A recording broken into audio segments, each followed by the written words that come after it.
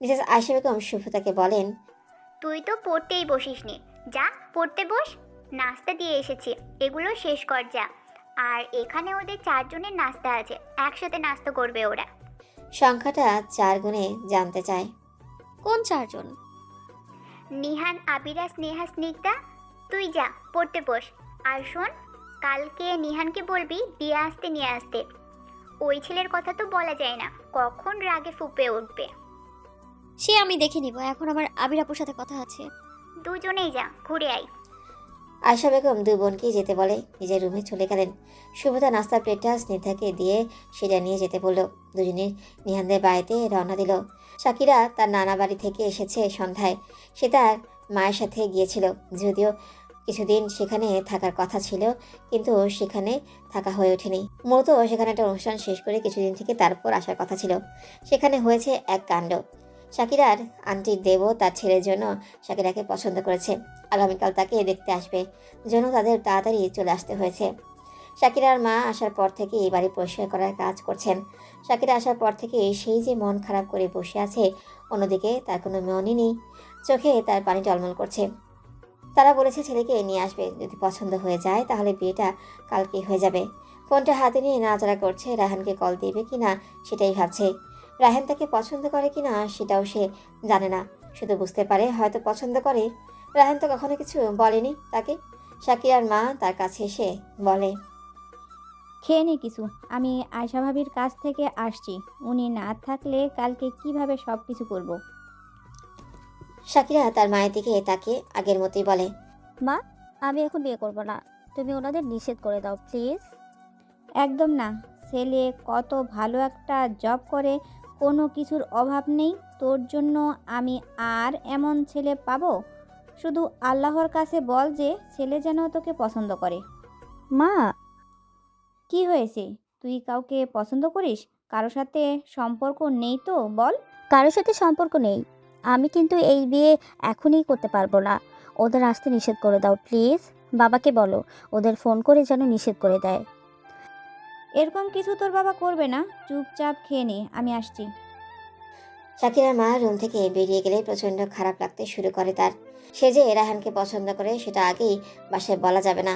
পরে যদি রায়হানের কাছে এসব পাগলামি মনে হয়, সে এবার ফোনটা হাতে নিয়ে সাহস করে রায়হানের ফোন নাম্বার বের করে কল দেয়।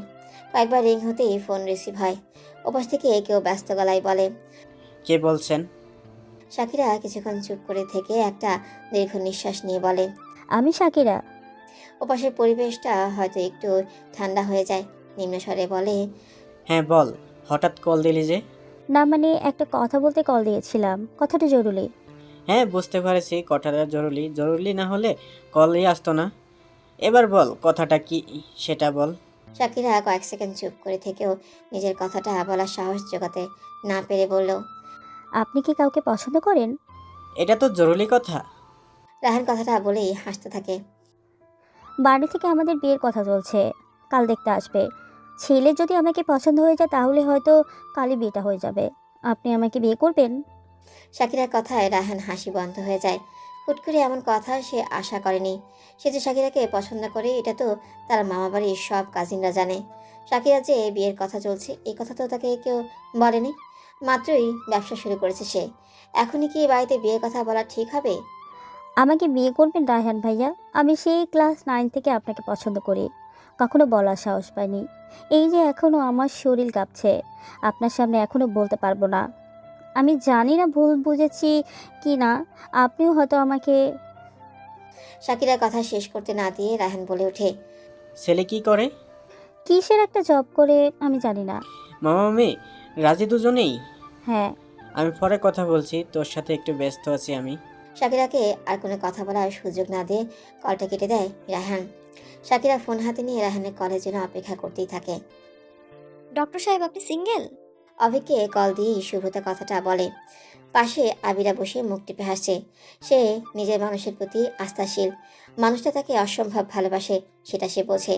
শুভ্রতা ওপাশে মানুষটার জবাব শোনার অপেক্ষায় আছে, কিন্তু ওপাশ থেকে কোনো জবাব আসছে না দেখে শুভ্রতা আবারও বলে, ডক্টর সাহেব? জি বলুন। সরি, আমার এক পিচ্ছি পেশেন্ট ফোনটা নিয়েছিল। কে বলছেন? আমি সুব্রতা, ওই যে সেদিন গিয়েছিলাম আপনার কাছে চেক আপ করাতে। প্রতিদিন তো অনেকে আসে, কিভাবে মনে রাখি বলুন তো? সেটাও কথা। আপনাকে একটা মেয়ে বলেছিল আপনি দেখতে শুভ্র মেঘের মতো সুন্দর, সেটা কি মনে আছে? হ্যাঁ হ্যাঁ, মনে পড়েছে। হ্যাঁ হ্যাঁ, মনে আছে। আপনি তাহলে কল দিয়েছেন কোনো প্রয়োজন? হ্যাঁ, প্রয়োজন তো। আমার না আপনাকে অনেক ভালো লেগেছে। ভালো লাগা মানে নিশ্চয়ই বুঝতে পারছেন। ওপাশ থেকে হাসির শব্দ শোনা যায়।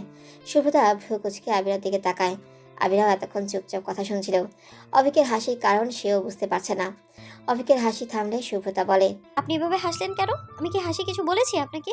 অভিক বলে, আই এম সরি, আমি সিঙ্গেল নই, বিয়ে করে নিয়েছেন? তবে খুব জলদি করব। যোগাযোগ থাকলে দাওয়াত পাবেন। যোগাযোগ রাখবেন বলছেন? যোগাযোগ রাখতে চাইলে প্রতিদিন কথা বলতে হবে এমন কোনো ব্যাপার না। এই যে আজ আমাদের কথা হলো, আমি নাম্বারটা রেখে দিলাম। বিয়ের সময় আমার হবু স্ত্রীকে দিয়ে আপনাকে দেওয়ালাম। জানেন তো, বিয়েতে মেয়েপক্ষরা বেশি মজা করে। হ্যাঁ, বুঝেছি। সত্যিই আপনার কেউ আছে? তখন হাসলেন কেন? আপনার মতো কেউ এভাবে জিজ্ঞেস করেনি তো, তাই হাসলাম। হ্যাঁ, আমার কেউ আছে, সত্যি আমার কেউ আছে। আমি এখন টিনেজ বয়সে নেই, যার ভালোবাসার মানুষ থাকার সত্ত্বেও অন্য কাউকে হাতে রাখার জন্য বলবো আমার পছন্দের মানুষ নেই। অনেক আগেই আমার বিয়ের বয়স হয়েছে, আমার বন্ধুদের বাচ্চা হয়ে গিয়েছে। আমিও খুব জলদি বিয়ে করব। দাওয়াত কিন্তু পাচ্ছেন। আরও কিছুক্ষণ কথা চলল দুজনের মধ্যে। শুভতা কথা বলছে আর আবিরা শুনে মিটিমিটি হাসছে। একসময় শুভতা কথা শেষ করে আবিরার দিকে তাকিয়ে বলে, আপনি আমি এখন আর কোনোভাবেই এই প্রেমকে সাপোর্ট করি না। আমার তো মনে হলো উনি ভালো, আর সেই দিনও এরকমই মনে হয়েছিল। তুমি যদি সত্যিই পছন্দ করো তাহলে ওনাকে বলো, ওনার বাবা মাকে বলে যেন বিয়ের প্রস্তাব পাঠায়। এই বাড়িতে রাজি করানোর জন্য আমি তো আছি। উনি তোমাকে জানিয়েছে ভালোবাসার কথা, আর তুমি সময় নিয়েছো। এবার বলে দাও তুমি প্রেম না বিয়ে করবে সরাসরি। আমিও সেটা ভাবছি রে। আমি এমন অনেক সংসারে দেখেছি যারা কিনা ভালোবেসে বিয়ে করেছে, কিন্তু পরবর্তীতে ভালোবাসা টিকিয়ে রাখতে পারেনি। এই যে আমাকেই দেখো না। আমি তোকে বলিনি বোন, তুই ছাড়াও অনেক আছে। তুই তো অল্প বয়সে একটা ভুল করেছিলি। দোয়া করি একটা সঠিক মানুষ এবার তোর জীবনে আসুক। জীবনে যদি কখনো আর কাউকে প্রয়োজন হয়, সেটা আমার বাবা ঠিক করবে। এসবের মাঝে আমি আর যাবই না। আমার বাবা আমার জন্য যাকে সঠিক ভাববেন আমি তাকেই বিয়ে করব। কিন্তু এখন আমার মেইন ফোকাস পড়বে পড়াশোনার উপর। কিছু কিছু মানুষকে বুঝিয়ে দিতে হবে আমি পড়ে পড়ে মার খাওয়ার মতো মেয়ে নই। তুই অবশ্যই পারবি। আমাদের সব কাজিনদের মধ্যে তুই একমাত্র যে কিনা পড়াশোনায় সিরিয়াস। দোয়া করো আপু। আচ্ছা আপু, আমি এখন যাই তবে। হ্যাঁ, আচ্ছা ঠিক আছে, যা। শুভতা আবিরার রুম থেকে বেরিয়ে হাঁটা শুরু করে। কিছু দূর এসেই হাতের বাম দিকে নিহানের রুমে লাইট অন, কিন্তু কেউ আছে বলে মনেই হচ্ছে না। শুভ্রতা একবার সেদিকে তাকিয়ে আবারও রওনা দেয় নিজের বাড়ির দিকে। স্নিগ্ধা তখনও বাড়ি আসেনি। শুভ্রতা বাড়িতে ঢুকেই মায়ের রুমে চলে যায়। সেখানে তার মা আর শাকিরার মা আঞ্জুয়ারা বেগম কিছু একটা বিষয় নিয়ে কথা বলছিল। শুভ্রতা যেতেই আঞ্জুয়ারা বেগম মুখে হাসি রেখা টেনে বললেন, এই যে শুভ্রতাও চলে এসেছে। শোন মা, কাল শাকিরাকে দেখতে আসবে। সব কিছু ঠিকঠাক থাকলে হয়তো কালই বিয়েটা হয়ে যাবে। তুই কিন্তু কালকে শাকিরাকে সুন্দর করে সাজিয়ে দিবি। কথাটা শোনা মাত্রই রায়হানের কথা মনে পড়ে গেল তার। শাকিরা তার রায়হান দুজনেই একে অপরকে পছন্দ করে, সেটা তারা কাজিনরা সবাই জানে। ওরা দুজনেই শুধু একে অপরকে বলে ওঠার সাহস পায়নি। শুভদার কপালে চিন্তার ভাঁজ ফেলে বলে, শাকিরা কাউকে পছন্দ করে কিনা সেটা জেনে নিয়েছেন? আমি হয়তো ভুল মানুষকে পছন্দ করেছিলাম। আমার মতো সবাই ভুল কাউকে পছন্দ করবে এমনটা তো না। আপনি একবার ওর থেকে জেনে নিন ও কাউকে পছন্দ করে কিনা। আঞ্জুয়ারা বেগম বলেন, সত্যি বলতে মা, তোর ব্যাপারটার পর থেকে এই সব প্রেম ভালোবাসার ওপর থেকে বিশ্বাস উঠে গেছে। কটা বিয়ে টিকে বলতো? হতে পারে শাকিরা কারোর সাথে হারাম সম্পর্কে নেই, শুধুমাত্র একাই ভালোবাসে যা প্রকাশ করেনি কখনো। তুই যেহেতু বলছিস তাহলে শুনে দেখব। ওটাই ভালো হবে কাকি। আপনারা কথা বলেন, আমি তাহলে রুমে যাই। ঠিক আছে, কালকে তাহলে আমাদের ওখানে শাকিরার সাথে সাথে থেকো কিন্তু। ঠিক আছে, আপনি আগে শাকিরার সাথে কথা বলেন কাকি। শুভদা রুম থেকে চলে যায়। আয়েশা বেগম মেয়ের কথায় কিছু সন্দেহ করে। শাকিরার ব্যাপারে কি শুভতা কিছু জানে? আঞ্জনা বেগম চলে গেলে তিনি শুভতার রুমে যান। শুভতা তখন পড়ছিল। তিনি গিয়ে বিছানায় বসেন। হাতের কাছে থাকা গোলকটা নাড়াচাড়া করতে করতে বলেন, সাকিরা কাউকে পছন্দ করে, তুই কিছু জানিস? হ্যাঁ মা, রায়হান ভাইয়াকে পছন্দ করে। আর রায়হান ভাইয়াও শাকিরাকে পছন্দ করে, কিন্তু কেউ কাউকে বলে উঠতে পারেনি। কি বলিস? রায়হান পছন্দ করে সাকিরাকে? মেয়েটার ভাগ্য হয়তো ভালো, ওর মতো ছেলে পাওয়া মুশকিল। আঞ্জু আরাকে বলা উচিত ছিল, ওরা কোনোভাবেই রায়হানকে অপছন্দ করবে না। হ্যাঁ মা, আমিও তাই ভাবছি। দেখি কাল কি হয়। এখন যাও, আমি পড়ছি, পড়া শেষ করতে হবে তাড়াতাড়ি। ঠিক আছে, 10টার দিকে খেতে আয়। আচ্ছা মা, যাও এখন। আশা বেগম চলে গেলে শুভ্রতা পড়ায় মনোযোগ দেয়। ফাউজিয়া আর শুভ্রতা দুজন ঠিক করে নিয়েছে প্রতিদিন কতটুকু করে পড়বে। প্রতিদিনের পড়ার প্রতিদিন কমপ্লিট করতে হবে। সে আর কোনো কিছুতেই সময় ব্যয় না করে পড়তে থাকে। রাতের খাওয়া শেষ করে বিছানায় বসে ফোন ঘাটাঘাটি করছে শুভ্রতা। ঘুম ঘুমও লাগছে, তবুও সে ঘুমাচ্ছে না, কারণ একটু পরেই তার বাবা এসে ডাকবে 2 রাকাত নফল এবং 2 রাকাত শুকরানা নামাজের জন্য। শুভ্রতার প্রতি জন্মদিনেই তার বাবা এমন কাজ করেন।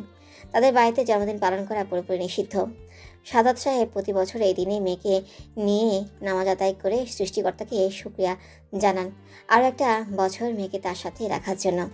অতীতের দিনগুলোর কথা ভাবতে ভাবতে ঘুমে চোখ লেগে যায় শুভ্রতার। দরজায় নক করার শব্দে আচমকা ঘুমটা ভেঙে যায়। ঘড়ির দিকে তাকিয়ে দেখে রাত 12টা 10 বাজে। শুভ্রতা গিয়ে দরজা খুলে দেয়। দরজার ওপাশে সাদাত সাহেব দাঁড়িয়ে আছে। বাবাকে দেখে মুখে হাসি ফুটে যায় শুভ্রতার। বাবা। শুভ্রতা গিয়ে সাদাত সাহেবকে জড়িয়ে ধরে। সাদাত সাহেব মেয়ের মাথায় হাত বুলাতে থাকেন। হঠাৎই তিনি বুঝতে পারেন শুভ্রতা কান্না করছে। তিনি শুভ্রতাকে নিজের থেকে ছাড়িয়ে মুখ উঁচু করে দেখেন। তিনি সত্যি বুঝেছেন শুভ্রতা কান্না করছে। কি হয়েছে মা, কান্না করছিস কেন? বাবা, মৃত্যুর দিকে আমরা এক ধাপ এগিয়ে গেলাম, তাই না? সে তো প্রতি সেকেন্ডেই আমরা মৃত্যুর দিকে এগিয়ে যাচ্ছি মা। জীবনে শুধুমাত্র ওটাই আসল সত্য। আমাদের উচিত যে কোনো সময় মৃত্যুর জন্য প্রস্তুত থাকা। চিন্তা করে দেখতে হবে আমাদের থলিতে কি আছে কবরে নিয়ে যাওয়ার জন্য। সব সময় নিজেকে পাপ থেকে দূরে রাখার চেষ্টা করবি মা। এখন চল, নামাজ পড়বি না? হ্যাঁ বাবা, তুমি বসে একটু, আমি আসছি। ঠিক আছে, যা। শুভ্রতা বাবাকে বসিয়ে রেখে উজু করতে চলে যায়। বাবার সাথে নামাজ আদায় করার অনুভূতি বেশ অন্যরকম। শুভ্রতা চিন্তা করে সবগুলো দিন যদি এইভাবে বাবার পিছনে দাঁড়িয়ে নামাজ আদায় করা যেত। শুভ্রতা সকাল সকাল তৈরি হচ্ছিল ভার্সিটিতে যাবে জন্য। স্নিগ্ধা তখনও পড়ছে, আজকেও পরীক্ষা আছে তার, তবে সেটা দুপুরবেলা। শুভ্রতা তৈরি হয়ে বের হতেই নেহা এসে সামনে দাঁড়ায়। শুভ্রতা থেমে যায়। কি রে, রাস্তা আটকে দাঁড়ালি কেন? ভাইয়া বলছে তোমাকে দাঁড়াতে, ভাইয়া তোমাকে নিয়ে যাবে। ভাইয়াকে বলে দে আমি বাসে করে যাব, 10 মিনিটের মধ্যে বাস চলে আসবে। আমার জন্য শুধু শুধু ওখানে যেতে হবে না। রাস্তা অল্প হলে কথা ছিল, শুধু শুধু এত দূর যেতে হবে না তাকে। নেহা, ওকে বলে দে আমি এমনি এমনি যাব না, জেলা প্রশাসকের কার্যালয়ে যাব, আমার দাওয়াত আছে সেখানে, তাই যাচ্ছি। আর এমনি এমনি গেলেও তার কোনো সমস্যা থাকার কথা না। শুভ্রতা কথা শেষ করতেই নিহান সেখানে এসে তার কথা শেষ করে। নেহা এবার কিছু না বলেই মুচকে এসে সেখান থেকে চলে যায়। শুভ্রতা কাঁধের ব্যাগ ঠিক করে বলে, দেখুন নিহান ভাই, আমি একাই যেতে পারবো। এতদিন যাওয়া আসা করেছি, আবার কোনো সমস্যা হয়নি, এখনো হবে না। আপনি একা একা চলে যান। আমি আমার সাথে তোকে যেতে বলেছি শুভ্রা, সব সময় একরকম ঘাড়তারামি করবি না একদম। আমার থেকে দূরে থাকুন, একা থাকতে দিন আমায়, তাহলে আমার আর কোনো কিছুই আপনার কাছে তেরামো লাগবে না। আমি চাই না আমার আশেপাশে আর কোনো পুরুষ মানুষ থাকুক। হ্যাঁ, আমি পরপুরুষ হয়ে গেলাম? নন, দেখুন এখন এত কথা বলার কোনো ইচ্ছে নেই আমার। আমাকে যেতে দিন এখন, সরুন সামনে থেকে। আপনাকে দেখে সবাই ভয় পেলেও আমি ভয় পাই না আপনাকে।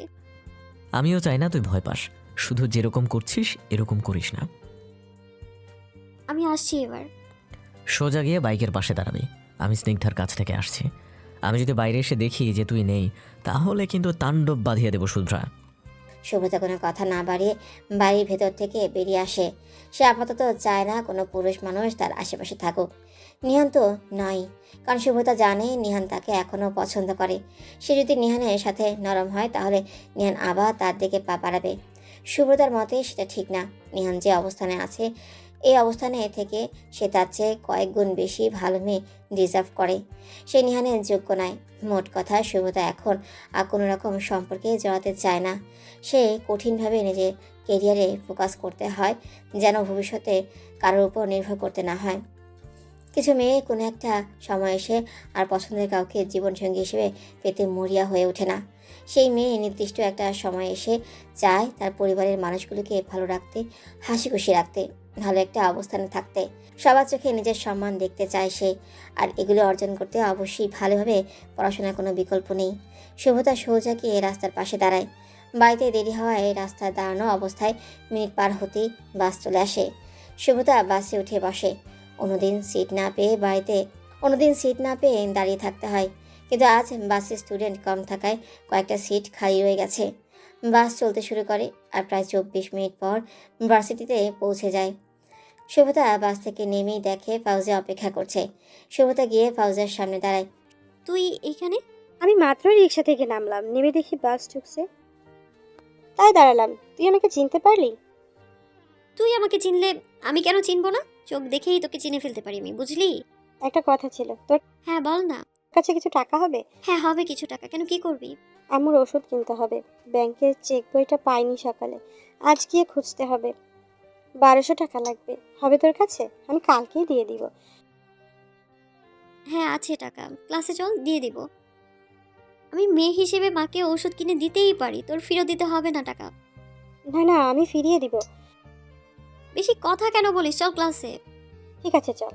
শুভতার ফাউজিয়া দুজনেই ক্লাসের দিকে হাঁটা শুরু করে দেয়। ফাউজিয়া মাঝে মাঝে শুভতার দিকে তাকাচ্ছে আর ভাবছে। এরকম বন্ধু পাওয়া যায়? ফাউজিয়ার সামনে তাকালে শুভতা বলে ওঠে, আজ সন্ধ্যায় শাকিরাকে বিয়ের জন্য দেখতে আসবে, বুঝলি? আমার আবার তাড়াতাড়ি ওদের বাড়িতেও যেতে হবে। মেয়েটা কি যে চিন্তা করছে কে জানে। সকালে ওর কাছে যেতেও পারিনি, পড়া জমেছিল তাই।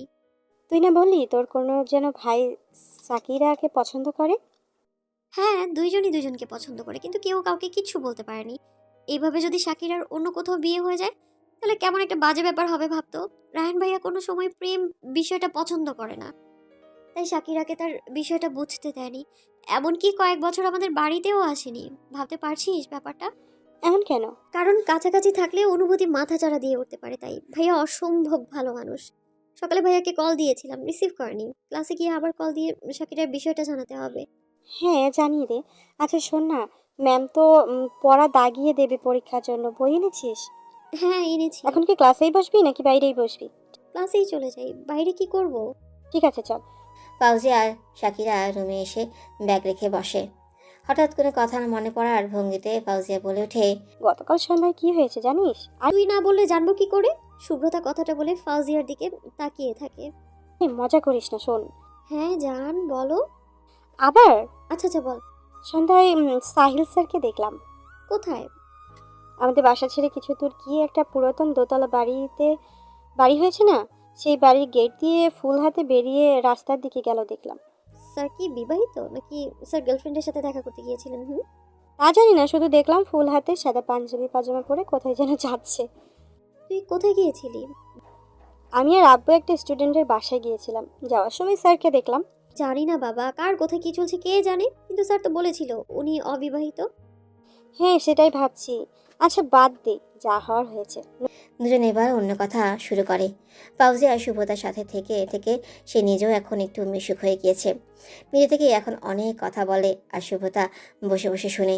ফাউজিয়া কথা বলছে এমন সময় শুভতা তার ব্যাগ থেকে নুডলসের বক্স বের করে ফাউজিয়াকে এগিয়ে দেয়।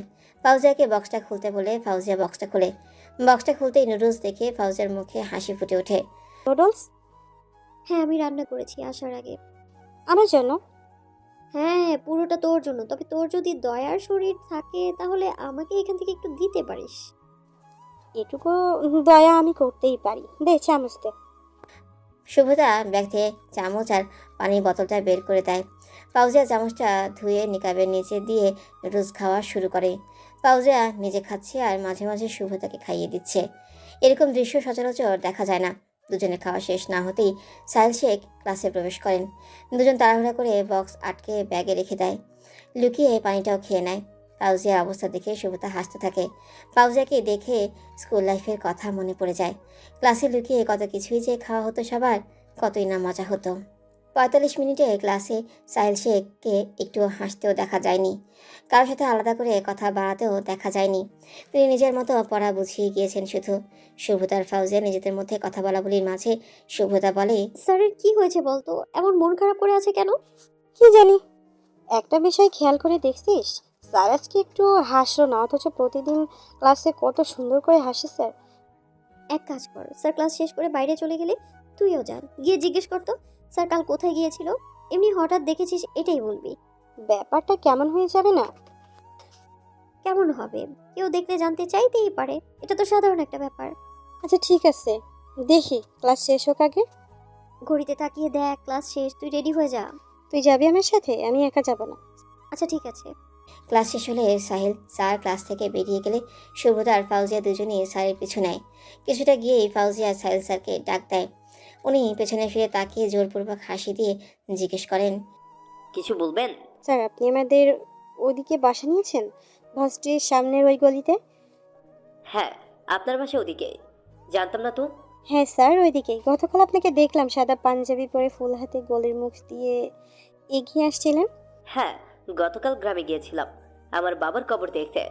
গতকাল বাবা মারা যাওয়ার 5 বছর হলো। মা তো অসুস্থ একটু, তাই মা যেতে পারেনি, আমি একাই গিয়েছিলাম। সাহিল শেখের কথা শুনে ফাউজিয়া আর শুভদা একে অপরের দিকে তাকায়। তারা কি কি না ভেবে বসেছিল। ঠিক আছে স্যার, দেখেছিলাম তো তাই জিজ্ঞেস করলাম। আমরা তাহলে এখন আসি স্যার। ঠিক আছে, ক্লাসে যান। সাহিল শেখ অফিস রুমের দিকে চলে যায়। শুভদা আর ফাউজিয়াও নিজেদের ক্লাসে চলে যায়। আজ ক্লাসের মাঝে কোনো বিরতি নেই। একটানা 3টা ক্লাস করে 2টার মাঝেই বাড়ি ফিরে যাবে। দুজনে গিয়ে ক্লাসে বসে। বাড়িতে রান্না বান্না হচ্ছে। সকালে নাস্তা হয়ে যাওয়ার পরে থেকেই সবাই কাজে ব্যস্ত। আর শাকিরা ফোনটা হাতে নিয়ে একের পর এক দীর্ঘ নিঃশ্বাস ফেলেই যাচ্ছে। গতকাল যখন রায়হানকে কল দিয়েছিল তখন রায়হান বলেছিল আবার কল দিবে, কথা বলবে, কিন্তু সে আর কল ব্যাক করেনি। এমনকি শাকিরা বারবার কল দিয়েও তাকে পায়নি। রাতের এক পর্যায়ে রায়হান ফোনটাই অফ করে ফেলেছে। প্রায় শেষ রাতে শুরু অবধি শাকিরা কান্নাকাটি করেছে রায়হানের জন্য। সে কেন এমন করলো তার সাথে, এটা ভেবে শাকিরা বসে আর ভাবছে এমন ব্যবহারের পরও কি কারো আশায় থাকা বোকামি হবে না। পরিস্থিতি হয়তো বলছে কোনো আশা নেই ওদিকে, কিন্তু তার মনটা ঠিকই চাইছে সে আসুক আর এসে সবার সামনে বলুক সে শাকিরাকে ভালোবাসে, তাকে বিয়ে করতে চায়। শাকিরা সকালে মন মরা হয়ে বসেছিল। তখন তার মা আঞ্জুয়ারা বেগম তাকে নাস্তা দিতে আসেন। নাস্তা শাকিরার সামনে রাখলেই সে একেবারে নাকচ করে দেয়, সে খাবে না। কি হয়েছে, খাবি না কেন? তোমাদের বাড়িতে তো অনেক বেশি খাচ্ছি, তাই না? বেশি বেশি খাচ্ছি, এই জন্যই তো আমার মতের বিরুদ্ধে বিয়ে দেওয়ার প্ল্যান করেছো। বিয়েটা হয়ে যাক, যে বাড়িতে বিয়ে হবে ওই বাড়িতে গিয়ে খাবো। এখানে আমি এক ফোঁটা পানিও খাবো না। তোমাদের খাবার তোমরা খাও। এসব কোন ধরনের কথা সাকিরা? তোমার বিয়ের বয়স হয়েছে। গ্রামেই দেখতো 16-17 বছর বয়সের থেকেই মেয়েদের বিয়ে দেওয়া হয়। তোর বয়স তবু 21 হয়েছে। কোন মা বাবা চায় না তার মেয়ের ভালো জায়গায় বিয়েটা হোক? পরে কি ভালো ছেলে পাওয়া যেত না? তুই কাউকে পছন্দ করিস? পছন্দ করলে বল, আমি তোর বাবার সাথে কথা বলি, ছেলেকে দেখি। পছন্দ ওসব আমার ভাগ্যে নেই। বিয়ে দিয়ে দাও, সবার ভালো হবে। শাকিরা আর কোনো কথা না বলে পাশের রুমে গিয়ে দরজা বন্ধ করে দেয়। আঞ্জুয়ারা বেগম বেশ চিন্তায় পড়ে যান। ভাবতে থাকে নিজেরা বেশি বেশি করছে না তো? বিয়ে দেখতে আসে কি চাপিয়ে দিচ্ছে তারা শাকিরার উপর? পরে সব কিছু হিতে বিপরীতে হবে না তো? তিনি ঠিক করেন দেখতে এসে পছন্দ হলেও আজ কিছুতেই বিয়ে তিনি হতে দেবেন না। দুপুরে 1টার শুভতা ক্লাস শেষ হয়। শুভতা আর ফাউজিয়া দুজন বেরিয়ে আসে ক্লাসরুম থেকে। সিঁড়ি বেয়ে নিচে এসে দেখে নিহান 2 হাত হেমবুকে গুজে সামনে তাকিয়ে দাঁড়িয়ে আছে। শুভতা রেহানকে দেখা মাত্রই সকালের কথা মনে পড়ে যায়। শুভতা একটা শুকনো ঠোক গিলে হাঁটতে থাকে। এই লোক যদি রেগে তাকে মাথার উপরে তুলে মাটিতে ফেলে দেয় তাহলে তার হাড়গোড় ভেঙে গুঁড়ো গুঁড়ো হয়ে যাওয়ার সম্ভাবনা আছে। শুভতা পাশ কাটিয়ে চলে যাচ্ছিল, ঠিক তখনই নিহান বলে ওঠে, আমি নিশ্চয়ই পিঁপড়ের মতো নই যে আমাকে দেখা যাবে না, পায়ে মারিয়ে চলে যাবি। শুভতা দাঁড়িয়ে যায়, সাথে ফাউজিয়াও। শুভতার মুখে কোনো কথা নেই। ফাউজিয়ায় এতক্ষণে খেয়াল করে পাশে নিহান দাঁড়িয়ে আছে। সে হেসে কথা বলে, আসসালামু আলাইকুম ভাইয়া, ভালো আছেন? জি, আপনি কেমন আছেন? আমিও আলহামদুলিল্লাহ। সুব্রতা, বাইকে ওঠ। ফাউজিয়া শুভতার দিকে তাকিয়ে দেখে সে একদম স্থির হয়ে দাঁড়িয়ে আছে, মুখে কোনো কথা নেই। ফাউজিয়া দুজনের মুখের অবস্থা দেখে বুঝতে পারে কিছু একটা হয়েছে, তাই সে আর এক মুহূর্ত সেখানে ব্যয় করতে রাজি নয়। তাই বিদায় নিয়ে চলে যায়। শুভতাকে দাঁড়িয়ে থাকতে দেখে নিহান বলে, উঠবি নাকি উঠবি না? বেশি বাড়াবাড়ি করলে একদম পিঁপড়ার মতো পিষে মেরে ফেলবো। যে দেখছো কিছু বলছি না, নরম হয়ে আছে, অমনি পেয়ে বসেছো তাই না? একদম সোজা এসে বাইকে বসবি, নইলে আমিও দেখবো তুই বাড়ি কিভাবে যাস আজকে। আপনি আপনি কেন আমার পিছনে পড়ে আছেন বলুন তো? বুঝতে পারছেন না কেন? আমি কারো সঙ্গ চাইছি না, কোনো পুরুষের তো নয়ই। শুভতা নিহানের দিকে এগিয়ে এসে কথাটা তাদের দাঁত চেপে বলে। আশেপাশে কেউ যেন শুনতে না পায়। শুভতা আর কথা বাড়ায় না। সে জানে এখানে ভয়াবহ কিছু সত্যি সত্যি হয়ে যাওয়ার সম্ভাবনা আছে। নিহান বাইকে বসলে শুভতাও গিয়ে পিছিয়ে বসে পড়ে। সে মনে মনে প্রতিজ্ঞা করে নেয়, আজ বাবাকে বলতেই হবে নিহানের আচরণের কথা। বাবাকে এটাও জানাতে হবে যেন তিনি নিহানকে নিষেধ করে দেন তার আশেপাশে আসতে। শুভতা আর স্নিগ্ধা বিকেলের দিকে ফ্রেশ হয়ে খাওয়া দাওয়া করে নেয়। দুজন রেডি হয়ে শাকিরাদের বাড়ি যাবে জন্য। স্নিগ্ধা চুল বাঁধতে বাঁধতে বলে ওঠে, আপু, আমাকে যদি কেউ পছন্দ করে তার সাথে কি আমার রিলেশনে যাওয়া ঠিক হবে? ছোট বোনের মুখে এমন কথা শুনে অবাক হয় সুব্রতা। বেশ আগ্রহ নিয়ে জিজ্ঞেস করে, তোকে পছন্দ করে কেউ? কে পছন্দ করলো শুনি? কেন, আমাকে কি কেউ পছন্দ করতে পারে না? এমনভাবে বলছিস যেন আমি দেখতে মোটেও ভালো না। ভালো না কে বলেছে? কিন্তু তোকে কে পছন্দ করলো? করেছে কেউ, তাকে আমার ভালো লাগে। এখন বল, আমি কি তার প্রপোজালে হ্যাঁ বলে দেব? আজব, একটা কথা বারবার জিজ্ঞেস করছি যে কে সে, সেটার উত্তর না দিয়ে কথা বলেই যাচ্ছিস তুই। আমার ক্লাসের একজন। সুব্রতা হাঁক ছেড়ে বাঁচে। গতরাতে স্নিগ্ধা মুচকি মুচকি হাসি দেখে ভেবেছিল হয়তো সে নিহান ভাইকে পছন্দ করে। সুব্রতা একটু নিশ্চিন্ত হয়ে বলে, পড়ছিস অনার্স ফার্স্ট ইয়ারে, 2-1 বছর যেতে না যেতেই তোর বিয়ে আসা শুরু হবে। বাবা মা হয়তো ভালো ছেলে পেলেই বিয়ে দিবে। আর এই অবস্থায় তুই ক্লাসমেটের প্রপোজালে হ্যাঁ বলবি কি না না বলবি সেটা জানতে চাইছিস? মাথায় মগজ আছে তোর? আমার তো সন্দেহ হচ্ছে। ওই ছেলের বিয়ে করতে এখনো 6-7 বছর, ততদিনে তো 2-3টা বাচ্চা হয়ে যাবে তোর। স্নিগ্ধা মাথা চুলকাতে চুলকাতে বলে, সেটাও ঠিক বলেছ। আমার না বিয়ে করার হেব্বি শখ। বাড়ি থেকে বিয়ের কথা বললেই না বিয়েটা করে নেব। পড়তে হবে না আর। বাবা একটা টাকাওয়ালা ছেলে এনে দেবে, সারা জীবন আর আমি পায়ের উপর পা তুলে খাবো। হয়েছে হয়েছে, এবার চল। মা অনেক আগেই যেতে বলেছে শাকিরাদের বাড়ি। কিছুক্ষণের মধ্যে হয়তো লোকজন চলেও আসবে। আর তাছাড়া শাকিরার সাথে আমার একটু কথাও আছে। আচ্ছা আপু, শাকিরা তো রায়হান ভাইয়াকে পছন্দ করতো, তাহলে এখানে রাজি হলো কেন? এইসব কথা আমাকে যা বলেছিস। এই কথা যেন বাড়িতে গিয়ে মুখ দিয়ে বের না হয় বলে দিলাম। এখন চল তাড়াতাড়ি। দুজন একসাথে রুম থেকে বের হয়ে বাড়ির দরজা লক করে শাকিরাদের বাড়ির উদ্দেশ্যে রওনা দেয়। মেয়েটা একা একা কি করছে কে জানে, কি চলছে তার মনের মাঝে। তাকে যদি আজ পছন্দ হয়ে যায় তাহলে কি বিয়েটা হয়ে যাবে? কিন্তু রায়হান, সে কি এই বিয়েটা নাকি জেনেও কিছু করবে না? রায়হানকে গতকাল কল দিয়ে বলার পরও রায়হান কোনো খোঁজখবর নেয়নি শুনে সুব্রতার বেশ রাগ হলো। রায়হান যে শাকিরাকে পছন্দ করে সেটা সুব্রতার কাছে 100% পরিষ্কার। তাহলে পছন্দের মানুষের বিয়ে হতে দিচ্ছে কি করে? তারা তো প্রেম করেনি, যার কারণে বিয়ের পর অশান্তি হতে পারে এরকম কোনো ব্যাপারও নেই। তার ফুপা ফুপিও যথেষ্ট ভালো মানুষ, শাকিরাকে যথেষ্ট ভালোবাসে। ছেলের বউ বানাতে নিশ্চয়ই আপত্তি করবে না। রায়হানও যেহেতু ভালো একটা ছেলে, বাবার সাথে ব্যবসা সামলাচ্ছে, তার মনে কিছু একটা করছে। বসে তো নেই সে হিসেবে এখান থেকেও না করবে না। তার মানে দাঁড়ালো সব দিক দিয়ে সব কিছু ইতিবাচক। রায়হান কাল থেকে আর কল দেয়নি জন্য শাকিরা রাগ করে ফোন বন্ধ করে রেখেছে। তার মতে যে দূরে থাকতে চায় তাকে দূরে রাখাই শ্রেয়। শাকিরাদের বাড়ি আসলে শুভতার ফোনেরও নেটওয়ার্কের সমস্যা করে। গ্রামে আবার এই একটা ঝামেলা। সব কিছু উন্নত হচ্ছে কিন্তু নেটওয়ার্কের ব্যবস্থাটা তার একদম পছন্দ না। এক এক জায়গায় এক এক সিমে নেটওয়ার্ক পাওয়া যায়। বাইরে আওয়াজে বোঝা গেল ছেলেপক্ষ চলে এসেছে। তাদের হয়তো এখন নাস্তা দেওয়ার ব্যবস্থা করা হবে। শাকিরাকেও সাজানো প্রায় শেষ, কিন্তু সে কান্না করছে এজন্য কাজলটা ঘেটে ঘ হয়ে যাচ্ছে বারবার। সেটা ঠিক করতে করতে এই শুভতা বেশ চটে যায়। তুই কান্না করবি সেটা আমাকে আগে বলতে পারলি না? সাজানোর আগে কান্না করে নিলেই তো হতো। এখন কান্না করে শ্বাসটা নষ্ট কেন করছিস শাকিরা? বারবার এটা ঠিক করতে আমার মোটেও ভালো লাগছে না। শাকিরা কোনো কথা না বলে কান্না আটকানোর চেষ্টা করছে। শুভতা আবার তার চোখের নিচে জায়গাটা ঠিক করে দিল। একজন এসে ছোট করে একটা কালো টিপ দিয়ে দিতে বলল, কিন্তু শুভতা টিপ দিতে নারাজ। কারণ মুসলিম মেয়েদের টিপ ইগনোর করে চলা উচিত বলে সে মনে করে। যারা সুন্দর তাদের টিপ ছাড়াই সুন্দর লাগে।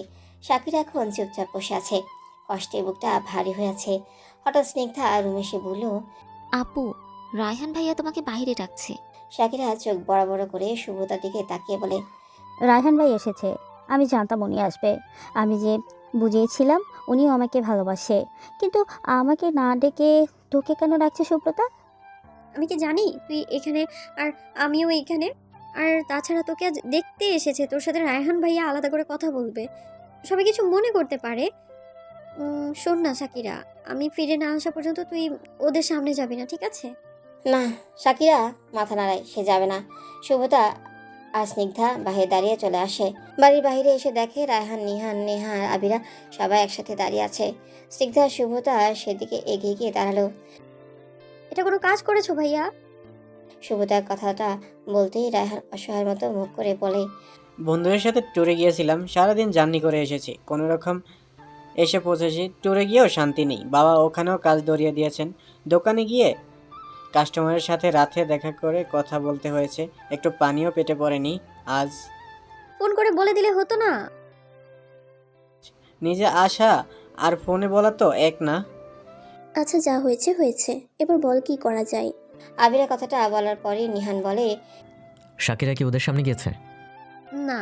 শুভতা ছোট করে জবাব দিয়ে দেয়।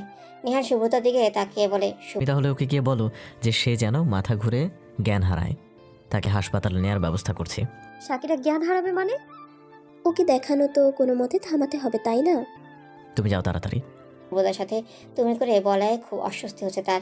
নিহানের কথাটাও সবার পছন্দ হয়। আর কিছুক্ষণ সবার মাঝে আলাপ আলোচনা চলে। শুভতা আর নেহা চলে যায় শাকিরার কাছে। রুমে আপাতত তেমন কেউ নেই। রুমে ঢুকেই শুভতা নেহাকে বলে, তুই শাকিরের কাছে বসে সবকিছু বুঝিয়ে বল, আমি বাইরের দিকটা দেখছি। শুভতার কথা মতো নেহা শাকিরার কাছে চলে যায়। নেহা শাকিরাকে সব কিছু বুঝিয়ে দেয়। শুভতা বাহিরে পাহারা দিচ্ছে, কেউ যেন এখনই না আসে। শুভতা বাহিরে গিয়ে দাঁড়াতেই নিহান এসে পাশে দাঁড়ায়। রেডি হয়ে যাও জান, বিয়েটা ভেঙেই তো বিয়ের জন্য বসতে হবে। মানে? একটু পরেই বুঝতে পারবে। আপনি এমন কেন করছেন বলুন তো? আপনার ব্যবহার আমার কাছে ঠিক লাগছে না, একদমই ঠিক লাগছে না। আমার আশেপাশে আসবেন না প্লিজ। কাছাকাছি থাকারই ব্যবস্থা করছি, জাস্ট একটু অপেক্ষা করো। আমি ডিভোর্সি নিহান ভাই। আমি তোকে ভালোবাসি। কথাটা যেন সরাসরি শুভতার হৃদয়ে আঘাত করে। সে কিছু বলতে যাবে, ঠিক তখনই শাকিরার রুম থেকে চিল্লাচিল্লির আওয়াজ আসে। সবাই শাকিরার রুমের দিকে ছুটে যায়। শাকিরার মা আঞ্জুয়ালা মেয়েকে এমন অবস্থায় দেখে কান্নাকাটি শুরু করে দেন। মুখে পানি ছিটানো শুরু হয়, তবুও শাকিরা চোখ খোলে না। অতঃপর তাকে হাসপাতালে নিয়ে যাওয়ার সিদ্ধান্ত হয়। ছেলেপক্ষের কয়েকজন নিজেদের মাঝে বলাবলি শুরু করে, মেয়ে হয়তো অসুস্থ, তাই তাড়াতাড়ি বিয়ে দিতে চাইছে। অনেক মেয়ে তো অনেক রকম অসুখ থাকে। কেউ কেউ তো বলতে শুরু করে হয়তো মেয়ে অন্য কাউকে পছন্দ করে, সেই চিন্তায় জ্ঞান হারিয়েছে। আসল ব্যাপার কোনটা কে জানে।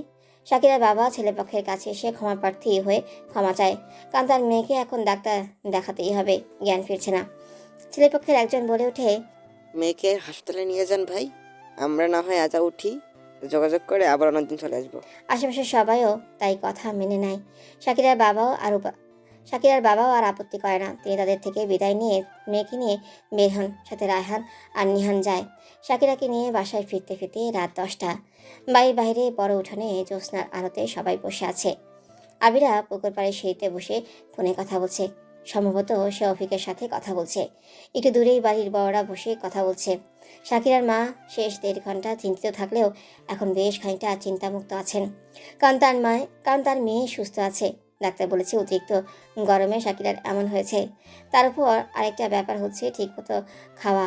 এই বয়সে মেয়েরা অনেক খাওয়া কমিয়ে দেয়, এটা ভেবে যে শরীর ঠিক রাখতে হবে, মোটা হওয়া যাবে না, এটাই তাদের অসুস্থতার মুখ্য কারণ হিসেবে ধরা হয়। ভালো থাকতে অবশ্যই পুষ্টিকর খাবারের প্রয়োজন আছে।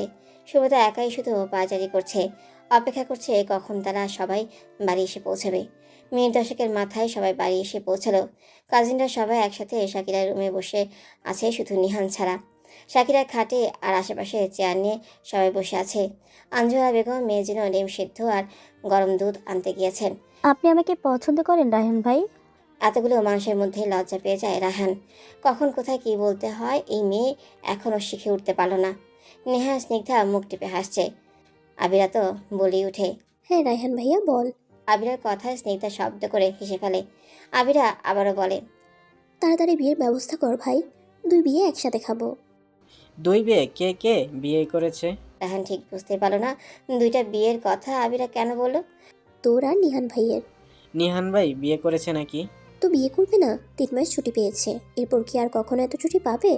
ছুটিটা কাজে লাগাতে হবে তো। মেয়ে দেখা হচ্ছে। হ্যাঁ, দেখা হচ্ছে তো। মাঝখান থেকে নেহা রায়হানের কথাটা জবাব দিয়ে ওঠে। শুভতা এবার অন্যরকম অনুভূতি সৃষ্টি হয়। নিজের বিয়ের জন্য মেয়ে ঠিকই দেখে বেড়াচ্ছে, অথচ তার উপর শুধু অধিকার ফলাচ্ছে। তার মতে শুধুমাত্র বাবা ছাড়া কোনো পুরুষই যথাযথ নয়। মামা, আমি আপনার মেয়ে শাকিরাকে পছন্দ করি, বিয়েও করতে চাই। আশা করছি আপনি মামিকেও কোনো আপত্তি করবেন না এ ব্যাপারে। আমি খুব একটা খারাপ ছেলেও নই, সেটা আপনারা সবাই জানেন। আমি আপনার মেয়েকে ভালো রাখতে পারবো ইনশাল্লাহ। আমার বাবার অনেক টাকা পয়সা আছে, সেই ভরসা বিয়ে করছি না। আমি এখন ব্যবসার দেখাশোনা করি। বাবা নিজেও আমার উপর দায়িত্ব দিতে চাইছেন, আমি নিচ্ছি না। রাহানদের কথা শুনে খুব একটা প্রস্তুত হননি শাকিরার বাবা সবুর সাহেব। তিনি রাতে কিছু একটা আন্দাজ করেছিলেন এ ব্যাপারে। আন্দাজ সঠিক কিনা সেটা জানার অপেক্ষাতেই ছিলেন। রাহান যে ছেলে হিসেবে শুধু ভালো না, খুব ভালো, এরা সবাই জানেন। তিনি এটা ভেবে বিস্মিত হচ্ছেন যে শাকিরার মতো মেয়েকে পছন্দ কীভাবে করলো। মেয়েটা না আছে পড়াশোনায় আর না আছে অন্য কিছুতে। সবুর সাহেব একটা দীর্ঘ নিঃশ্বাস নিয়ে বললেন, তোমার কথাই তো আমি আমার মেয়েকে তোমার সাথে বিয়ে দেব না। তুমি বাসায় যাও। বেহায়া ছেলে, নিজের বিয়ের কথা নিজে বলছো। মামা, অনেক সময় নিজের বিয়ের কথা নিজেকেই বলতে হয়। আমি মাকে বলে রেখেছি মা বাবা আগামীকাল আসবে। হবু শ্বশুরের সাথে একদম লাজ লজ্জা বিক্রি করে কথা বলো না। আপা আর দুলেভাইকে জলদি আসতে বলো। সবুজ সাহেব বেরিয়ে যাওয়ার সাথে সাথে রায়হান তার বাবাকে কল দিল। কল দেওয়ার সাথে সাথে রিসিভও হলো। বাবা, নানা বাড়ি আসো কবে? এখানে তোমার কত কাজ পড়ে আছে, ভাবতে পারছো তুমি? কাজ আমার? হ্যাঁ, তোমার ছেলের বিয়ে আটকে আছে এখানে। তুমি আর মা আসলেই আমি বউ নিয়ে বাড়ি ফিরতে পারবো। কি বলছো তুমি? বউ মানে? আমি আর আলাদা করে এক্সপ্লেইন করতে পারবো না।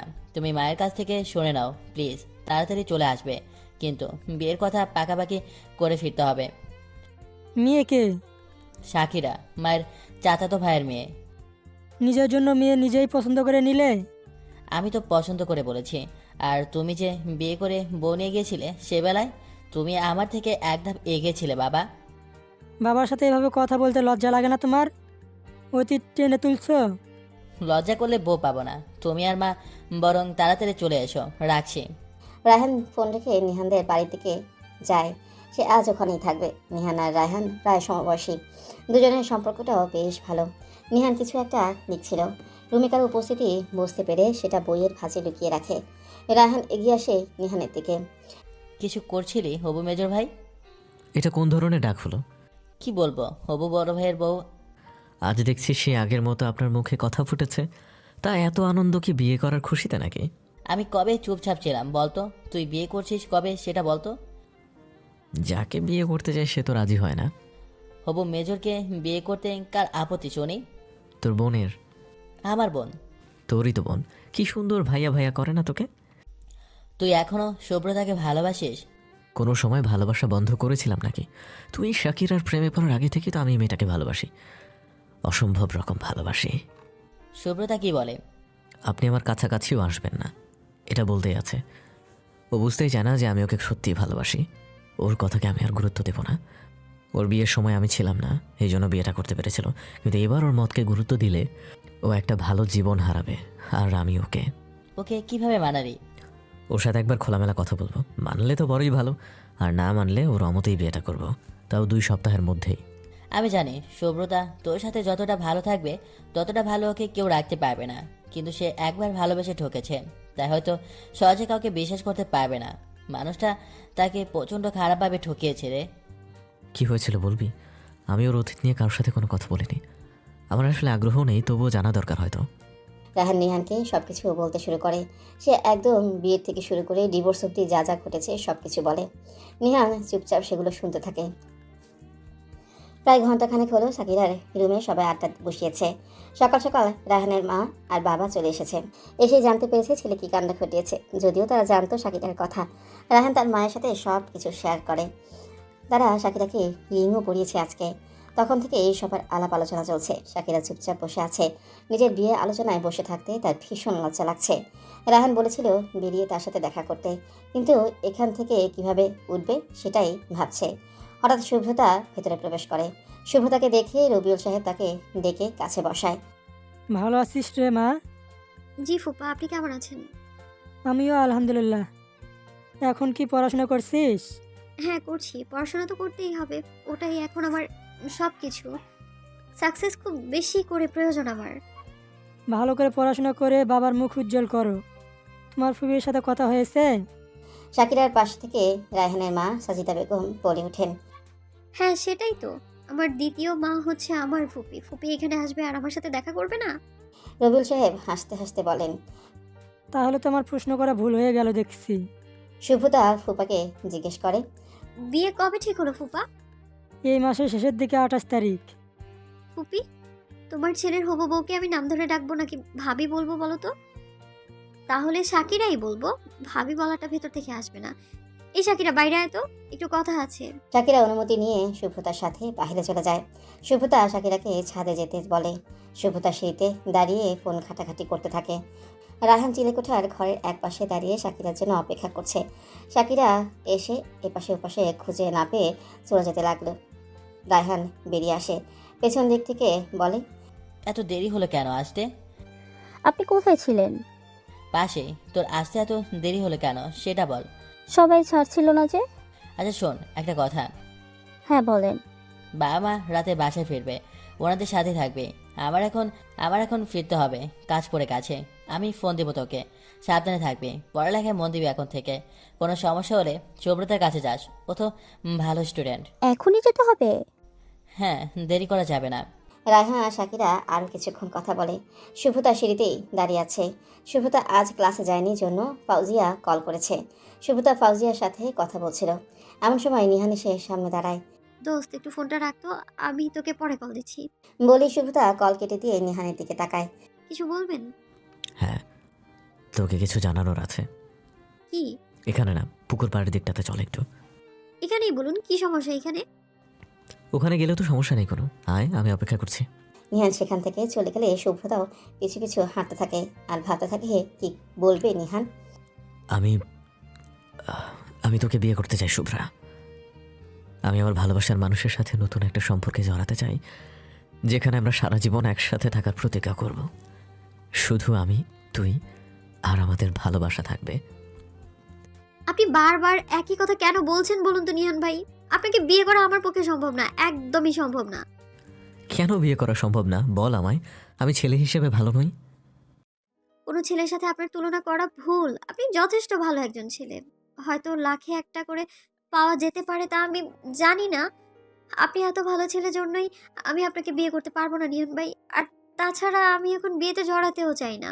আমি আমার জীবনটা নতুনভাবে গোছাতে চাই, যেখানে শুধু আমিই থাকবো। আমি আপাতত আমার জীবনে কারোর সাথেই জড়াতে চাই না নিহান ভাই। নিহান চুপচাপ দাঁড়িয়ে আছে, শুভ্রতার কথা শুনছে। শুভ্রতা কথা শেষ করে নিহান বলে ওঠে, এত খারাপ থাকা আমি ডিজার্ভ করি না শুভ্রা।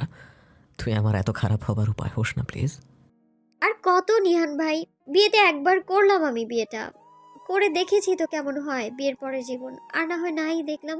আপনার ভালো থাকা, প্লিজ আমার সাথে জড়াবেন না নিহান ভাই। আমার প্রতি আপনার ভালোবাসার কথা বলে শুধু শুধু সম্পর্কটা খারাপ করছেন আপনি। ভালোবেসে কাউকে বিয়ে করে তো দেখলি, ওর প্রতি তোর কত বছরের, সরি কয় মাসের ভালোবাসা ছিল যাকে বিয়ে না করে থাকতে পারিসনি? 9 মাস নাকি 1 বছর? আমি তোকে 7টা বছর ধরে পছন্দ করে ভালোবাসি। এটা একপাক্ষিক ভালোবাসা, এখানে কোনো ভেজাল নাই। আমার কি অধিকার নেই এত ভালোবেসেও ভালোবাসার মানুষের সাথে ঘর করার? নিহান ভাই, আপনার সাথে আমার কোনো শত্রুতা নেই। যদি কোনো মানুষ জানতে পারে কেউ তাকে ভালোবাসে, সে তখন সেই ব্যক্তির সম্মানের ভালোবাসার মানুষ হয়ে যায়, শত্রু বা অপছন্দের মানুষ না। সেক্ষেত্রে আমি আপনাকে সম্মান করি। আমি চাই না আপনি আমার মতো কোনো মেয়েকে বিয়ে করুন যার শরীরে ডিভোর্সি ট্যাগ লেগে আছে।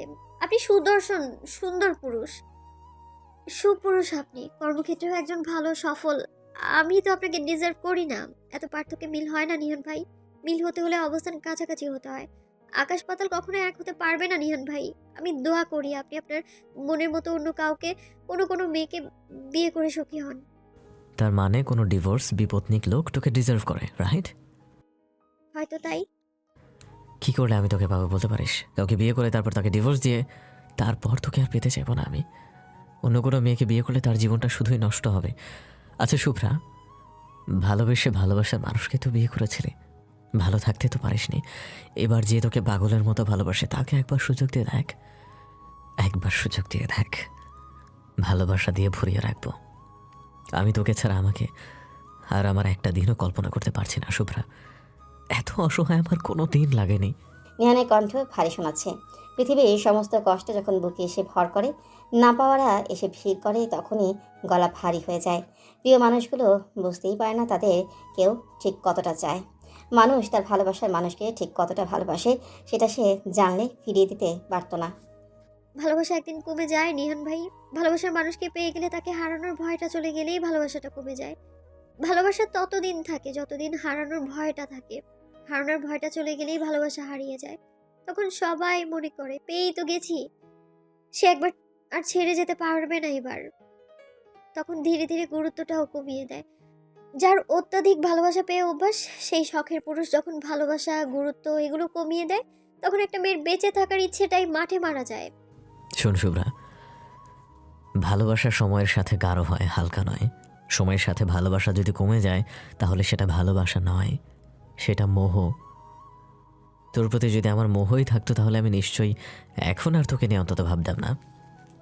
তাই শুধু শুধু অতীত নিয়ে না ভেবে জীবনকে রাঙাতে শিখে নে। জীবন কারোর জন্য থেমে থাকে না, আর থাকবেও না। অতীতকে ভুলে আমাকে একবার ভালোবেসে দেখ না প্লিজ। আই প্রমিস সবটা অন্যরকম হয়ে যাবে। আমার রঙহীন জীবনে আপনার রংধনুর 7 রঙে রাঙানো জীবনটাকে জড়াতে চাই না আমি নিহান ভাই। আমার সাথে আপনি জড়িয়ে গেলে যে সবকিছু নিকশ কালোতে আচ্ছাদিত হয়ে যাবে। শুভদার কথায় পরিপ্রেক্ষিতে নিহান নরম স্বরে বলে ওঠে, রংহীনের সাথে রং মেশালে পুরোটা রঙিন হয়, রংহীন নয়।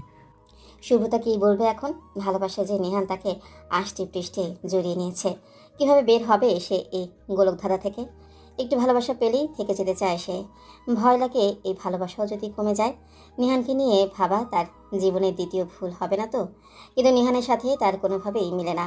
নিহান অতি ভালো ছাত্র, তারপর এমন একটা জায়গা আছে সেই হিসেবে শুভ্রা একদম জিরো। এত অমিলে মিল হবে কিভাবে? এত অমিলের মানুষ খুব করে যেমন ভালোবাসতে পারে ঠিক তেমনই ছুঁড়ে ফেলতেও পারে। শুভতার ভাবনা যেন শেষ হচ্ছে না। বয়স কখনো মানুষের ম্যাচুরিটি হতে পারে না, পরিস্থিতি মানুষকে ম্যাচিওর করে তোলে। যে যত বিপদে পড়বে, কষ্ট পাবে, সে তত শিখবে, সিদ্ধান্তও ভালো নিতে পারবে। শুভতাকে চুপ থাকতে দেখে নিহান বলে, ভালোবাসি শুভ্রতা, খুব ভালোবাসি, বিশ্বাস কর। আমি এখনই বিয়েতে জড়াতে চাই না নিহান ভাই। আমি আমার ক্যারিয়ার গড়তে চাই। আমি সাহায্য করব তোকে। নিহানকে আর কি বলে নেতিবাচক উত্তর দিবে সেটা ভেবেই পাচ্ছে না শুভ্রতা। মানুষের ভালোবাসা যে তাকে আর না বলার সুযোগই দিচ্ছে না। কিন্তু সমাজ, মানুষ বিষয়টা দেখবে কীভাবে? একটা মেয়ের মাস 2 আগে ডিভোর্স হয়েছে, এত কম সময়ের মধ্যে আরেক বিয়ে, তার উপর কাজিনের সাথে। সবাই ভাববে কাজিনের সাথে হয়তো সম্পর্ক ছিল, তাই হয়তো বিয়েটা টিকেনি। নিহান আবারও বলে ওঠে, তুই শুধু আমার হয়ে যা, তুই শুধু আমার হয়ে যা শুভ্রা, বাকি সব আমি দেখে নেব। তুই যদি চাস আমি তোর কাছে স্বামীর অধিকার ততদিন চাইব না যতদিন তুই না চাইবি। নাটক, সিনেমা, ডায়লগ, এটা আমি তোকে কথা দিচ্ছি, প্লিজ আমার মানুষ হয়ে যা না। আমার ব্যক্তিগত একটা মানুষ, যারা আমি বলতে পারি এই পৃথিবীতে একটা মানুষ আমারও আছে। প্লিজ শুভ্রা, আমি তোর ভালোবাসা নামক শুভ্র রঙে নানান রকম রং ছিটিয়ে দিতে চাই। শুভ্র রঙের সাথে অন্য রং মিশলে খুব একটা খারাপ কিন্তু লাগবে না। প্লিজ আমার হয়ে যা। শুভতা নিহানের দিকে তাকিয়ে থাকে, তার 2 চোখে পানি জমেছে, এখনই গড়িয়ে পড়বে। একটা মানুষ আসলে এত ভালোবাসতে পারে? সে তো ইমতিয়াজকে ভালোবেসেছিল, তবে সেটা তো নিহানের মতো ছিল না। ছেলেরা ভালোবাসলে সেটা আসলেই ভয়ঙ্কর হয়। শুভতার চোখ থেকে পানি গড়িয়ে পড়ে। নিহান হাতে গিয়ে মুস্তিকেও হাত ফিরিয়ে নিয়ে অন্যদিকে তাকিয়ে বলে, চোখের পানিটা মুছে নে শুভ্রা। আমার মানুষের চোখে আমি পানি দেখতে চাই না। সে তো তার চোখের পানি মুছে দেওয়ার অধিকার আমায় দেয়নি, আমি মুছেও দিতে পারবো না। আমি এই দায়িত্ব কখনো নিতেও চাইব না। আমি আমার ভালোবাসার মানুষের চোখে কষ্টের পানি আসতে দেব না ইনশাল্লাহ। শুভতা কিছু বলছে না দেখে নিহান বলে, একটা সুযোগ আমাকে দেয়া যায় না শুভ্রতা? ভালোবাসা কমে যাবে নিহান ভাই। কম ভালোবাসা আমার সহ্য হয় না। কমবে না, এক ফোঁটাও কমবে না, আরো বাড়বে দেখিস। শুভতা আর কিছু বলছে না। তার এখন কান্না পাচ্ছে ভীষণভাবে। কারণটা ঠিক কি সেটা আপাতত অজানা। তার এখন একলা ঘরে একটু কান্না করা প্রয়োজন। কষ্টে তার বুক ভারী হয়ে নেই, তবুও কান্না করতে হবে। শুভতা দৌড়ে সেখান থেকে চলে যায়। নিহান এক পলকে সেদিকেই তাকিয়ে থাকে। সন্ধ্যা শুভতা ছাদে পায়চারি করছে, তার কানে শুধু একটা কথাই বাজছে, প্লিজ শুভ্রা, আমার ব্যক্তিগত মানুষ হয়ে যা প্লিজ। এত তাড়াতাড়ি কি সত্যি সবকিছু শুরু করা যায়? মানুষ বিশ্বাসঘাতক বলবে না? বলবে না যে আগে থেকে সব ঠিক করা ছিল বলেই চাচাতো ভাইকে বিয়ে করেছে? অপরাধ না করেও যে অপরাধী হয়ে থাকতে হবে। শুভতা ছাদ থেকে নেমে আসবেই ঠিক তখনই সাদাত সাহেব এসে উপস্থিত হন। শুভতা পা থামিয়ে দেয়। বাবা তুমি এখন ছাদে কেন? তোর কাছেই আসলাম। কিছু বলবে? সারাদিন দেখলাম কেমন অন্যমনস্ক হয়ে আছিস। কি হয়েছে বলতো? কিছু হয়নি বাবা। চল বসে কথা বলি। সাদাত সাহেব গিয়ে চেয়ারে বসেন। সুব্রতার পাশে একটা চেয়ার টেনে বসে। তাদের বাসা থেকে কিছু দূরে রেল স্টেশন। লাল সোনালি আলো জ্বলছে রাস্তার পাশেও। কিছু দূর পরপরই ল্যাম্পপোস্টের আলো। সুব্রতা বাইরের দিকে তাকিয়ে আছে। সুব্রতা? হ্যাঁ হ্যাঁ বাবা। বাবার ডাকে হকচকিয়ে ওঠে সুব্রতা। সে প্রায় অনেকটাই অন্যমনস্ক হয়ে গিয়েছিল। সাদাত সাহেব বলেন, তোর বিয়ের কথা যদি এখন চিন্তা করি তাহলে তুই কি বলবি? সুব্রতা বাবার কথায় শব্দ করে একটা নিঃশ্বাস ফেলে। সে মনে মনে এটা ভেবেছিল যে বাবা এসে বিয়ের কথা তুলবে। সুব্রতা বলে, আমি আমি এখনই বিয়ে সংসার কোনো বাড়ির দায়িত্ব এইসবে জড়াতে চাই না বাবা। আমি পড়া শেষ করে তারপর এসব নিয়ে ভাববো। আর তাছাড়া এখনই নতুন কোনো মানুষের সাথে ঘর করতে আমি পারবো না বাবা। এটা আমার পক্ষে সম্ভব না এখন। লোকে কি বলবে বলো তো? ভালোবেসে বিয়ের ডিভোর্স হয়েছে, তাও আবার 2 মাস যেতে না যেতে আবার বিয়ে। তোর এত কিছু করতে হবে না। তুই 2 দিন না খেয়ে থাকলে কেউ দুমুঠো ভাত নিয়ে আসবে না। তুই কি কোনোভাবে এখনো ইমতিয়াজকে? না বাবা প্লিজ, ওর নাম আর আমার সামনে উচ্চারণ করবে না। ওকে আমার সহ্য হয় না, একদমই সহ্য হয় না ওকে। ওর জন্য এক ফোঁটা ভালোবাসা অবশিষ্ট নেই আর। তাহলে বিয়ে কেন করবি না?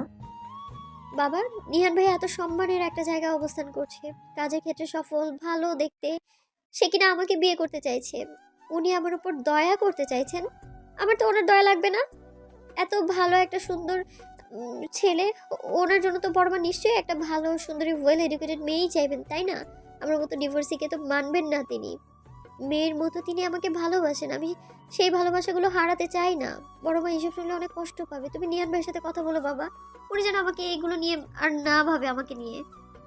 নিহাল ছেলেটা তো ঠিক কতটা পছন্দ করে বুঝতে পারছিস না।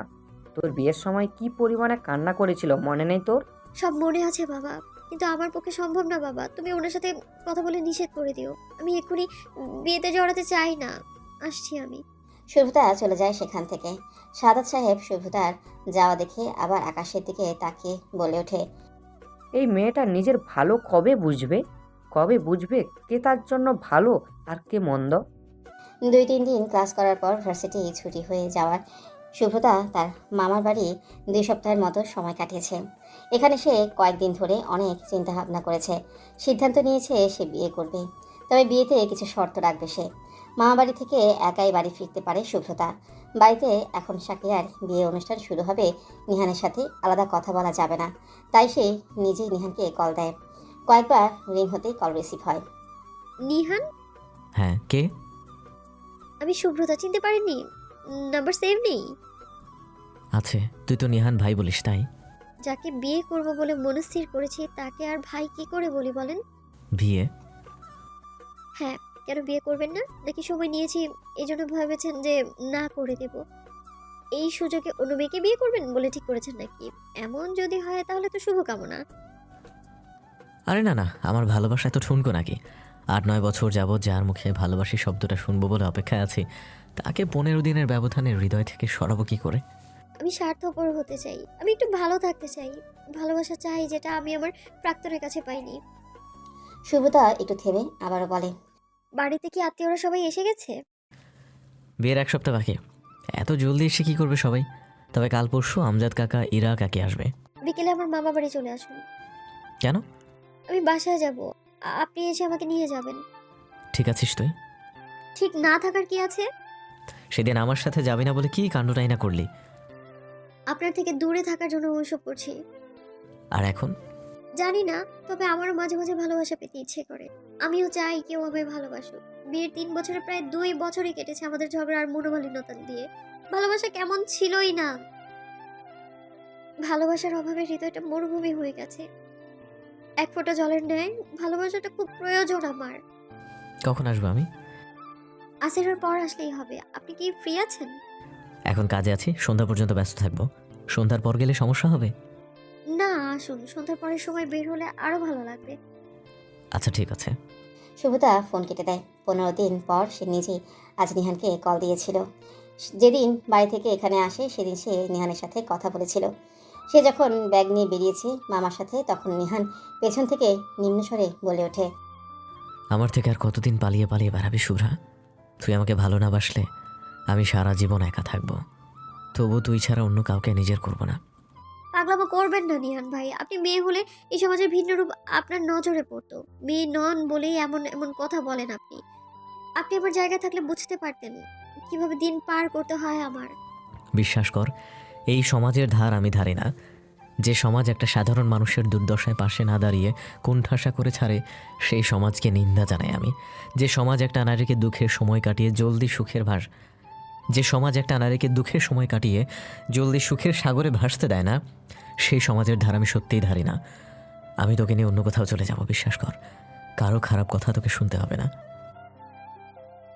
ওখানে গিয়ে লুকিয়ে রাখবেন যে আমার একবার বিয়ে হয়েছিল, ডিভোর্স হওয়ার 2 মাসের মাথায় ভালো থাকার জন্য আবার বিয়ে করে নিয়েছি আমি। অন্যের কথা কেন ভাবছিস তুই? তোর ইচ্ছে করে না কারো গভীর ভালোবাসা শুধু তোর জন্য হোক? যে পুরুষটা তোকে অসম্ভব ভালোবাসে তার হতে ইচ্ছে করে না? তোর এই 3 বছরের সংসারের কাছে আমার 9 বছরের ভালোবাসা কিছুই না।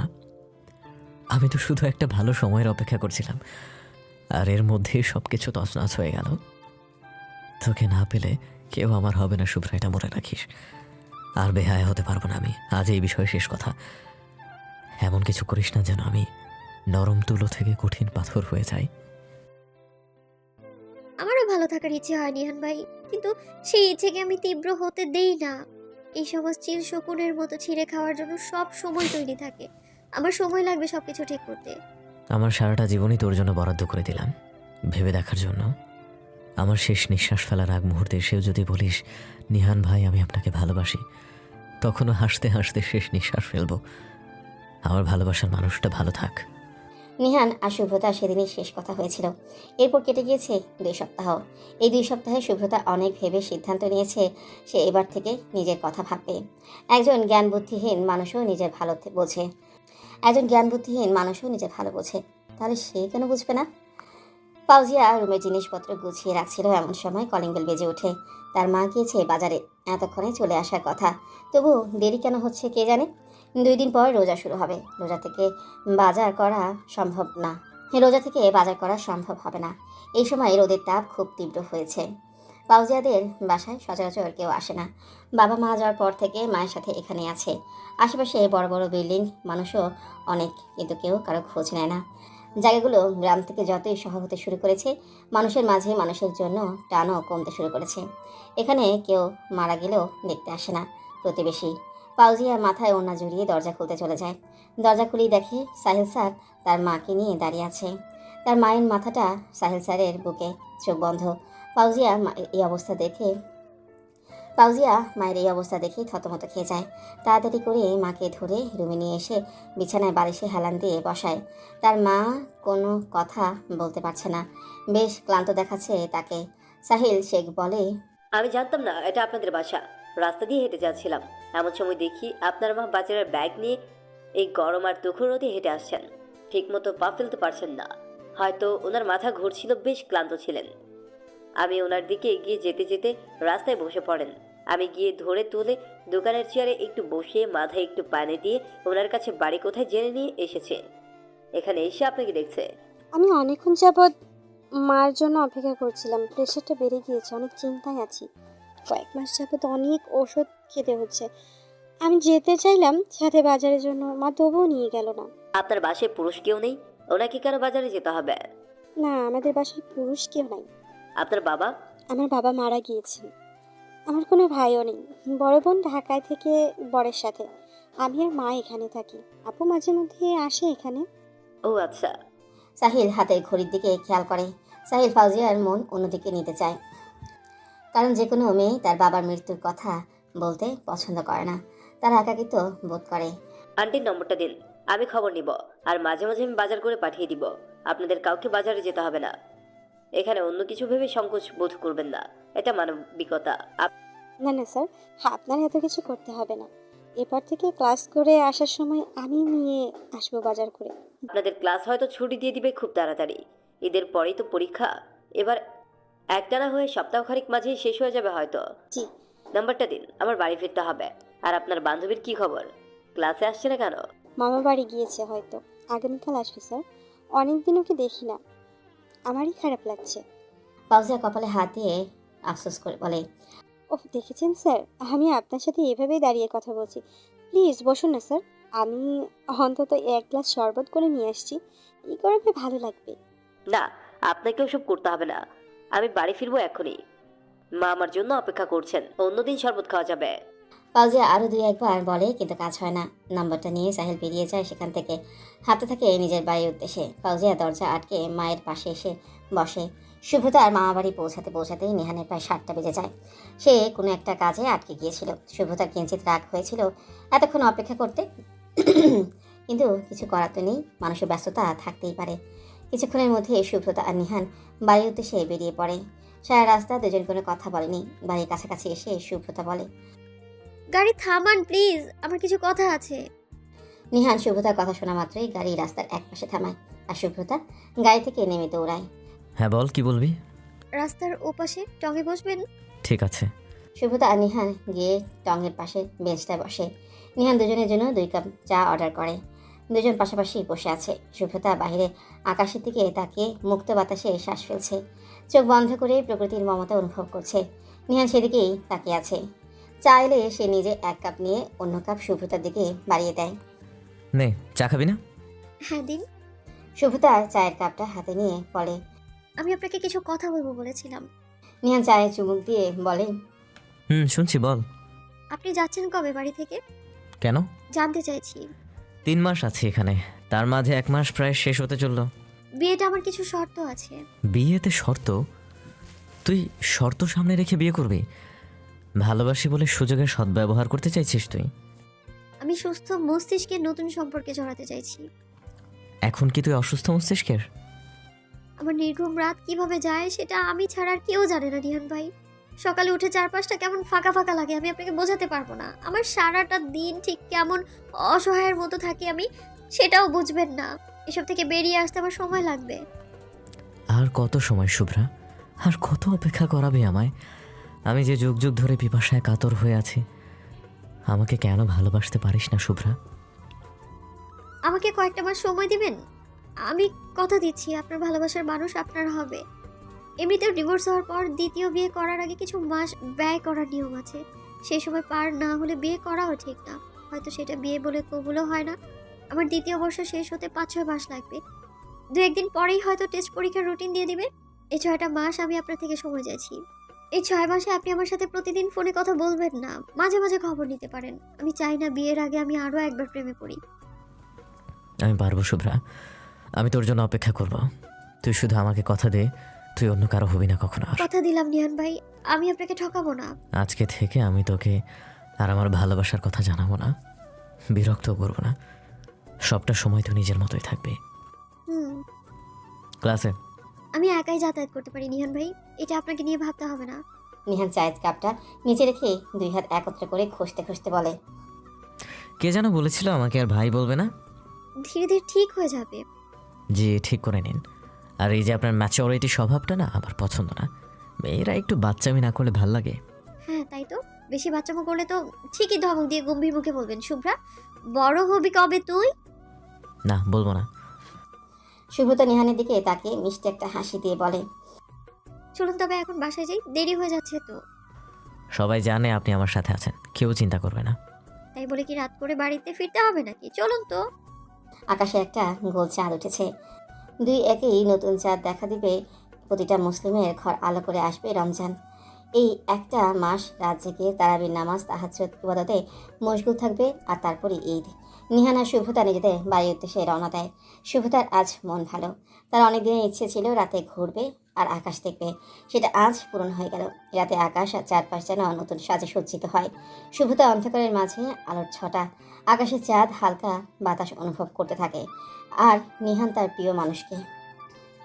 বিয়ে উপলক্ষে বাড়িতে মানুষ আসা শুরু করেছে, কিন্তু বিয়ের কনে আর শুভ্রতা কোনো আনন্দ করতে পারছে না। পরীক্ষার রুটিন অনুযায়ী শাকিরার বিয়ের দিনেও পরীক্ষা আছে।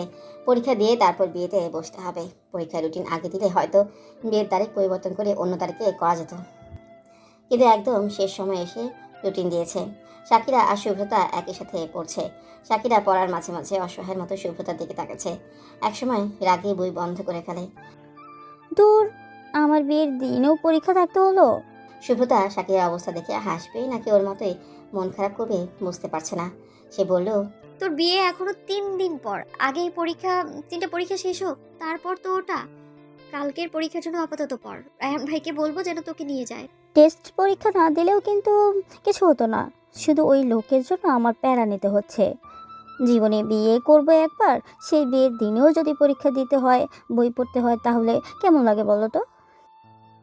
বিষয়টা তোর কাছে কেমন আমি জানি না, তবে আমার কাছে কিছু বেশ ভালোই লাগছে।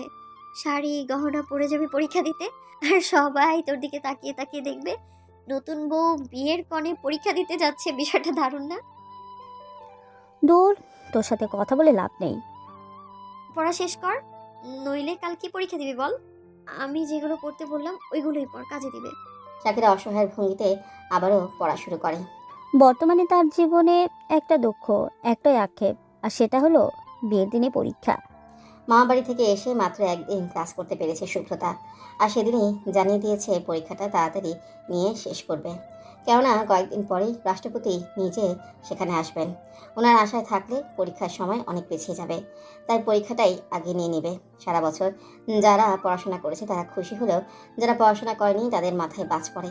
রুটিন দেওয়ার পরপরই ফাউজিয়া শুভ্রতাকে বলেছিল, তুই আমাকে কি কথা দিয়েছিলি মনে আছে তো? শুভ্রতা কি কথা দিয়েছে সেটা কিছুতেই মনে করতে পারে না, তাই জিজ্ঞেস করে, কি কথা বলতো? টেস্ট পরীক্ষায় তোকে টপার হতে হবে, পারবি তো? ভালো রেজাল্ট করতে পারবো, টপার হতে পারবো কিনা জানি না। না, শুধু ভালো রেজাল্ট হবে না, তোকে সবার চেয়ে ভালো করতে হবে রেজাল্ট। আচ্ছা দেখি। দুজন কথা বলার সময় সাহেল স্যার আবারও ক্লাসে প্রবেশ করেন। কিছুক্ষণ আগেই নিজে ক্লাস শেষ করে গিয়েছিলেন তিনি। স্টুডেন্টদের মতে তার সাহেল স্যারের কাজ সবচেয়ে বেশি উপভোগ করে। তাই সাহেল স্যার দ্বিতীয়বার ক্লাসে আসায় সবাই খুশি হয়। ক্লাসে আসতে দেরি হওয়ায় শুভ্রতা প্রথম ক্লাসটা করতে পারেনি। সাহেল স্যারের হাতে কিছু কাগজ, সবার আগ্রহ সেদিকেই। তিনি সবার উদ্দেশ্যে বলেন, আপনাদের পরীক্ষা যেহেতু হুট করে নেওয়ার সিদ্ধান্ত নেওয়া হয়েছে, তাই সব টিচার নিজ বিষয়ের উপর আপনাদের জন্য সাজেশন তৈরি করেছেন। আমি একে একে পেজ আর প্রশ্ন নম্বর বলবো, আপনারা লিখে বা দাগিয়ে নেবেন। আশা করছি এগুলো শেষ করলে পরীক্ষায় ভালো করতে পারবেন। সাহেল শেখ এক একে সব বিষয়ে সাজেশন দিয়ে শেষ করলো। সবাই যার যার মতো দাগিয়ে নিল আর লিখে নিল। যে কাজ শেষ হলে কারোর সাথে কোনো কথা না বলে ক্লাস থেকে বেরিয়ে গেল। শুভ্রতা আর ফাউজিয়া বসে পড়া নিয়ে আলোচনা করছে। শুভ্রতা নিজের খাতা বের করে ফাউজিয়ার দিকে এগিয়ে দিল। ফাউজিয়া শুভ্রতার হাতে থেকে খাতাটা নিয়ে বলল, কি এখানে? আমি সাজেশন বানিয়েছি পড়ার জন্য। স্যারদের সাজেশনের সাথে আমারগুলোর সাথে অনেকটাই মিল আছে, আর আমার এখানে কম প্রশ্ন আছে, দেখ একটু। ফাউজিয়া শুভ্রতার খাতার সাজেশনগুলো দেখতে থাকে। খাতা দেখে বলে, পরীক্ষার আগে এমন সাজেশন বানাস নিজে নিজে? হ্যাঁ। এভাবেই অল্প করে ভালো রেজাল্ট করিস? আমার অনেক অনেক পড়তে হয়। বুঝতে হবে ম্যাডাম। খাতা দে, তোরগুলো কম আছে, ছবি তুলে নিই। নিয়ে নে। ফাউজিয়া ছবি তুলে নেয়। শুভ্রতা মনে মনে ভাবে এগুলো এবার সাকিরাকে দিতে হবে, কারণ বিয়ের জন্য সে ক্লাসে আসতে পারছে না। মেয়েটার ভাগ্য কেমন যেন অন্যরকম হয়ে গেল। বিয়ের সময় পরীক্ষা, রাতে হঠাৎ জ্বর অনুভব করলো শুভ্রতা। তার প্রায়ই এমন, বিশেষ করে পরীক্ষার সময় হয়। পরীক্ষার সময়ে চাপ বেড়ে যাওয়ার অনেকবার সে অসুস্থ হয়ে যায়। রাত পেরোলেই পরীক্ষা, রাত কিনা জ্বর। বাড়ির সবাই সাকিরাদের বাড়িতে আছে। নেহা আর স্নিগ্ধার পরীক্ষা শেষ হয়, তারা দুজন সবার নাগালের বাহিরে। শুভ্রতার বাবা সাদাত সাহেব কাজের চাপ থাকায় এখনও বাড়ি ফিরেনি। ওখান থেকেই হয়তো তারাবি নামাজ পড়তে গিয়েছে মসজিদে। শুভ্রতা নিজের কপালে হাত দিয়ে দেখে কপালটা বেশ গরম হয়ে গিয়েছে। রোজার সময় ইফতারিতে ফ্রিজের ঠান্ডা পানি না খেলে ভালো লাগে না, তাই সে বেশ খানিকটা পানি খেয়েছিল। ফ্রিজের ঠান্ডা পানি সচরাচর খাওয়া হয় না, আজ হঠাৎ খেয়েই হয়তো এমন হয়েছে। সে ড্রয়িং রুমে গিয়ে থার্মোমিটার নিয়ে নিজেই তাপমাত্রা মেপে দেখল। শরীরে তাপমাত্রা বেড়ে 100 ডিগ্রি ফারেনহাইটে পৌঁছেছে। রাতে জ্বর আরও বাড়তে পারে। ফার্স্ট এড বক্সের মধ্যে জ্বরের কোনো ওষুধ নেই। শুভ্রতা রুমে চলে যায় বাবাকে ফোন দিয়ে ওষুধ নিয়ে আসতে বলবে বলে। সে রুমে গিয়ে দেখে তার ফোন নেই। তার মানে স্নিগ্ধা ফোন নিয়ে গেছে। সাকিরাদের বাড়ি যাওয়ার আগে ফোন চেয়েছিল, না দেওয়ায় হয়তো না বলেই ফোন নিয়ে গিয়েছে। একা একা তার একটু ভালো লাগছিল না। কয়েকবার পড়া শেষ করা হয়ে গিয়েছে, এখন আর না পড়লেও হবে। মাথাটা ভারী ভারী লাগছে তার। বাড়ির মেইন দরজা লক করে সমস্ত শরীরে ওড়না জড়িয়ে নেয় সে। সাকিরাদের ওখানে যাওয়ার উদ্দেশ্যে বের হয়েছে।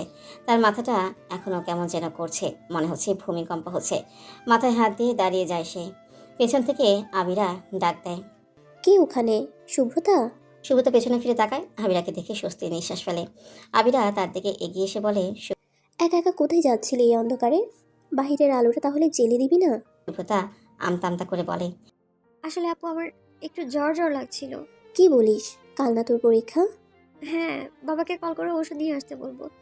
আর দেখি রুমে ফোন নেই, স্নিগ্ধা নিয়ে গিয়েছে। জ্বর বাঁধালি কিভাবে?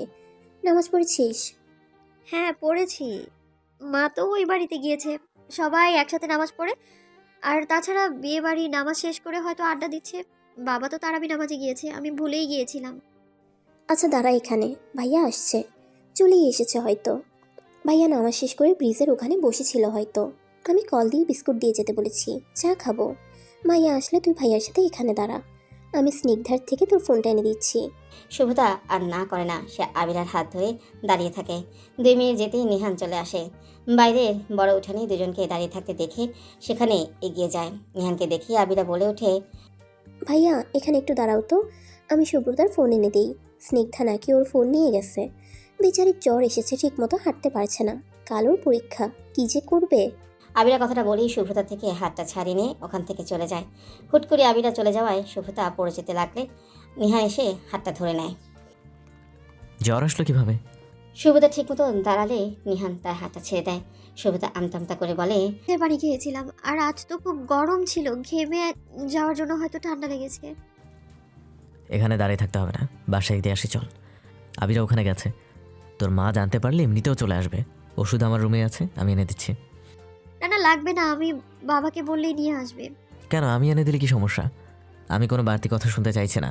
চল, তোকে বাসায় রেখে আমার মিটিংয়ে বসতে হবে, সময় হয়ে যাচ্ছে। কিসের মিটিং? কাজের কথা হবে, তুই এসব বুঝবি না। চল, তোকে বাসায় দিয়ে আসি। তৎক্ষণাৎ সুব্রতার মা আবিরা স্নিগ্ধা চলে আসে। মিসেস আয়শা তাড়াতাড়ি করে এসে মেয়ের জ্বর কেমন দেখেন। নিহান সব কিছু জানায় এবং সুব্রতাকে তার মায়ের কাছে রেখেই ওষুধ নিয়ে আসতে চায়। সুব্রতাকে নিয়ে মিসেস আয়শা বাসায় ফিরেন। তার মাথায় এখন একটাই চিন্তা, এই রাতের মাঝেই সুব্রতাকে সুস্থ করতে হবে, জ্বর বাড়তে দেওয়া যাবে না। তিনি গিয়ে সুব্রতার জন্য দুধ গরম করে নিয়ে আসেন, জলপটি দেওয়ার ব্যবস্থাও করেন। নিহান এসে দরজায় নক করে স্নিগ্ধাকে দরজা খুলে দেয়। নিহানকে দাঁড়িয়ে থাকতে দেখে বলে, ভাইয়া, শুভ্রা কোথায়? আপু তো রুমেই, আম্মু তো জল পট্টি দিচ্ছে। কাল আপুর পরীক্ষা, জ্বর বাড়তে দেওয়া যাবে না। জ্বর বাড়লেই পরীক্ষা দিতে পারবে না। তুমি ভেতরে আসো না প্লিজ। নিহান ভেতরে ঢুকলে স্নিগ্ধা দরজা বন্ধ করে দেয়। নিহান সোজা সুব্রতার রুমে চলে যায়। সুব্রতা তখন মায়ের কোলে মাথা রেখে চোখ বন্ধ করে শুয়েছিল। কয়েক মিনিট সময়ের মধ্যে সুব্রতার শরীরের তাপমাত্রা বেশ খানিকটা বেড়ে গিয়েছে। মাথাটা কেমন খালি খালি লাগছে। নিহান বাড়িতে জ্বরের কোনো ওষুধ খুঁজে না পেয়ে বাইক নিয়ে বেরিয়েছিল সুব্রতার জন্য ওষুধ আনার জন্য। স্টেশনের পাশে একটা ডাক্তার বসে, ওনাকে জানাতেই উনি ওষুধ দিয়ে দিয়েছেন। নিহান এসে মিসেস আয়শার কাছাকাছি দাঁড়ায়। ছোট মা। নিহান, হ্যাঁ বাবা বল। ওর জ্বর কি বেড়েছে? হ্যাঁ, শরীরটা অনেক গরম, মাথাটাও নাকি ধরেছে। মাথা থেকে হাত নামাতে দিচ্ছে না, চোখও খুলছে না, চোখ নাকি জ্বালা পোড়া করছে। ওর বাবার ফোন বন্ধ, হয়তো কাজে ব্যস্ত আছে, নইলে একটু ডাক্তারের কাছে নিয়ে যেতে বলতাম মেয়েটাকে। আমি ডক্টরের কাছে গিয়েছিলাম, সব কিছু বলার পর ওষুধ দিয়েছে। কিছু খেয়ে ওষুধ খেলে ঠিক হয়ে যাবে রাতের মধ্যেই। আমার খুব চিন্তা হচ্ছে নিহান, কাল ওর টেস্ট পরীক্ষা। মেয়েটা পরীক্ষার সময় অসুখ বাদিয়ে বসে থাকে। কিচ্ছু হবে না ছোট মা, রাতের মধ্যেই ঠিক হয়ে যাবে। ওকে কিছু খাইয়ে দিন, তারপর ওষুধ খেতে হবে তোর। তুমি একটু ওর মাথার ওখানে বসো, আমি প্লেটে খাবার নিয়ে আসছি। ঠিক আছে। মিসেস আয়শা রুম থেকে চলে যান সুব্রতার জন্য খাবার নিয়ে আসতে। নিহান গিয়ে সুব্রতার পাশে বসে, কপালে হাত দিতেই বুঝতে পারে জ্বর প্রচণ্ড বেড়েছে। সে মাথায় হাত বুলিয়ে দিতে থাকে। 2 মিনিটের মাঝে আয়শা বেগম খাবার এনে সুব্রতাকে ডেকে তোলেন। সুব্রতা খেতে না চাইলেও অল্প কিছু জোর করে খাইয়ে দেন তিনি। আয়শা বেগম আজকে রাতটা মেয়ের কাছেই থাকবেন। নিহান এবার জায়গা ছেড়ে উঠে দাঁড়ায়। ছোট মা। হ্যাঁ নিহান বলো। রাতে কোনো অসুবিধা হলে প্লিজ আমাকে কল করবেন। আর রাতে এমনিতেও ঘুম হবে না আমার। শুভ্রতার জন্য খুব চিন্তা হয় না রে বাবা? নিহান কিছু না বলে মাথা নিচু করে থাকে। মিসেস আয়শা আবারও বলেন, মেয়েটা কেন যে মানুষ চিনতে ভুল করলো। ঠিক মানুষকে চিনলে এতদিনে আমার মেয়েটার একটা ঘর হতো। অতীতের কথা তুলে লাভ কি ছোট মা? ও আমাকে কথা দিয়েছে, ও এবার আমার হবে। শুধু আমার কয়েকটা মাস অপেক্ষা করতে হবে। আমি শুভ্রার জন্য অপেক্ষা করবো ছোট মা। ভালোবাসার মানুষের জন্য সারা জীবন অপেক্ষা করা যায়। দোয়া করি আল্লাহ তোদের দুজনকে এক করে দিক। এখন যাও, ঘুমানোর চেষ্টা করো। ওকে তো ওষুধ খাইয়ে দিয়েছি, ইনশাআল্লাহ ঠিক হয়ে যাবে। ছোট মা, একটা কথা বলবো? হ্যাঁ বল, অনুমতি নেওয়ার কি আছে? আপনি একটু ওকে বলবেন আমার সাথে যেন পরীক্ষা দিতে যায়। প্রয়োজন ওকে আর শাকিরাকে দুজনকে নিয়ে যাব। এই অবস্থা আমি কোনো রিস্ক নিতে চাই না। আচ্ছা ঠিক আছে, বলবো। ঠিক আছে, আমি আসছি তাহলে। হ্যাঁ, চিন্তা করিস না বাবা। হুম। প্রায় আধা ঘন্টা যাবৎ আবিরা অভিকের জন্য অপেক্ষা করছে। ক্লিনিকে ঠিক পেছনটায় একটা রেস্টুরেন্ট আছে। অভিকের চেম্বারও তার ঠিক বাঁ পাশে। রেস্টুরেন্টের সামনে এসে নামার সময় আবিরা অভিকে ক্লিনিকের দিকে খেয়াল করেছে। তাকে দেখা যায়নি, অথচ অভিকে কল করে তাড়াতাড়ি আসতে বলার পর অভিক বলেছে সে 5 মিনিটের মধ্যে চেম্বার থেকে বের হবে। সেই 5 মিনিট আধা ঘন্টায় গিয়ে ঠেকেছে। বসে বসে একের পর এক কল দিয়েই যাচ্ছে অভিককে, কিন্তু অভিক বারবার কল কেটে দিচ্ছে। আবিরা ঠিক বুঝতে পেরেছে অভিক তাকে মিথ্যে বলেছে, সে হয়তো চেম্বারে নেই। আবিরা ফোন ব্যাগে নিয়ে অভিকের চেম্বারের দিকে যায়। আবিরা এসেছিল কাজে, সেই কাজটা হচ্ছে শাকিরাকে নিয়ে পার্লারে যেতে হবে। যেহেতু কাল ওর বিয়ে, ত্বকের একটু যত্নের ব্যাপার আছে। শুভতা আর সাকিরা দুজন একা একা সব কিছু করতে পারবে না, তাই আবিরা এসেছে। শুভতা আর সাকিরা পরীক্ষা দিচ্ছে, তাই সে ভেবেছে এই সময়টা অভিকের সাথে থাকবে। কিন্তু অভিক কোথায়? আবিরা পায়ে হেঁটেই অভিকের চেম্বারে চলে যায়। সে যা ভেবেছিল তাই, অভিক চেম্বারে নেই। সে তাকে মিথ্যে কথা বলেছে, কিন্তু হঠাৎ মিথ্যে কেন বলল সেটাই ভেবে পাচ্ছে না আবিরা। মন খারাপ করে চেম্বার থেকে বের হবে, ঠিক তখনই অভিকের কল আসে। হ্যালো আবিরা, কোথায় আছো? সেটা আপনার জানতে হবে না। সরি আবিরা, জ্যামে আটকে গেছিলাম। ভেবেছিলাম 5 মিনিটে পৌঁছে যাব, কিন্তু জ্যামের কারণে হয়ে ওঠেনি। এই রাস্তায় যে আজ এত জ্যাম হবে সেটা বুঝতে পারিনি। কোথায় আছো তুমি? আমি রেস্টুরেন্টে এসে দেখলাম তুমি নেই। চলে এসেছি ওখান থেকে। চলে গেছো কেন? ওখানে বসে বসে কারো জন্য অপেক্ষা করতে ভালো লাগছিল না। এখন কোথায় আছো? জানি না। জানো না মানে? বলো না কোথায় আছো। বলেছি তো জানি না। ফোন রাখুন আপনি। প্লিজ সোনা, রাগ করো না। আমি সরি বললাম তো। আমি আপনাকে কতবার বলেছি আমাকে এসব বলে ডাকবেন না। রাগ করছো কেন? আচ্ছা যাও, এসব বলে ডাকবো না। এবার বলো কোথায় আছো। আপনার চেম্বারে এসেছিলাম দেখতে যে আপনি সত্যি বলেছেন নাকি মিথ্যে বলেছেন। আচ্ছা তুমি ওইখানে অপেক্ষা করো, আমি আসছি। আবিরা কল কেটে দিয়ে সামনের রাস্তাটায় গিয়ে দাঁড়ায়। সে রাগে এখনও ফুসছে। কি হতো সত্যি কথাটা বললেই হতো যে আমি একটু দূরে আছি, তুমি কয়েকটা মিনিট অপেক্ষা করো। সত্য কথা শোনার পর আধা ঘন্টা কেন, সারা জীবনও অপেক্ষা করা যায়। কিন্তু কয়েক মিনিট অপেক্ষা করার পর যখন জানা যায় যে সে মিথ্যে বলেছে, তখন আর এক মুহূর্ত অপেক্ষা করার ইচ্ছে থাকে না। তুমি কি আমাকে বিয়ে করবে আবিরা? অভিক এখনও হাঁপাচ্ছে। বলতে গেলে দৌড়ে এসেছে আবিরার কাছে। অভিকের কথা শুনে আবিরা এখনও দাঁড়িয়ে আছে। এই ছেলে একে তো তাকে মিথ্যে বলেছে, আবার এসে বিয়ের কথা বলছে। কি হলো, কিছু বলবে না আবিরা? অভিকের কথায় সে আবার অভিকের দিকে ফিরে তাকায়। কি বলবে সেটাই ভাবছে। না তো বলতে পারবে না, সে তো এটার জন্যই অপেক্ষা করছিল। কোথায় ছিলেন আপনি? বাসায় গিয়েছিলাম একটু। তোমাকে বাসায় নিয়ে যাব আজ। মা বাবার সাথে পরিচয় করিয়ে দেব, তাই মাকে জানাতে গিয়েছিলাম। আপনার বাসায় যাব মানে? আগে তো বলেননি। আগে থেকে বলার কি আছে, এই যে এখন বললাম। কিন্তু প্রস্তুতির তো একটা ব্যাপার আছে, তাই না? কোনো প্রস্তুতি লাগবে না, তুমি শুধু আমার সাথে যাবে, গিয়ে মা বাবার সাথে দেখা করবে। আমি খুব শীঘ্রই মা বাবাকে তোমার বাড়ি পাঠাবো। তোমার ছোট বোনদের বিয়ে হয়ে গেল, অথচ তুমি আমার জন্য অপেক্ষা করছো।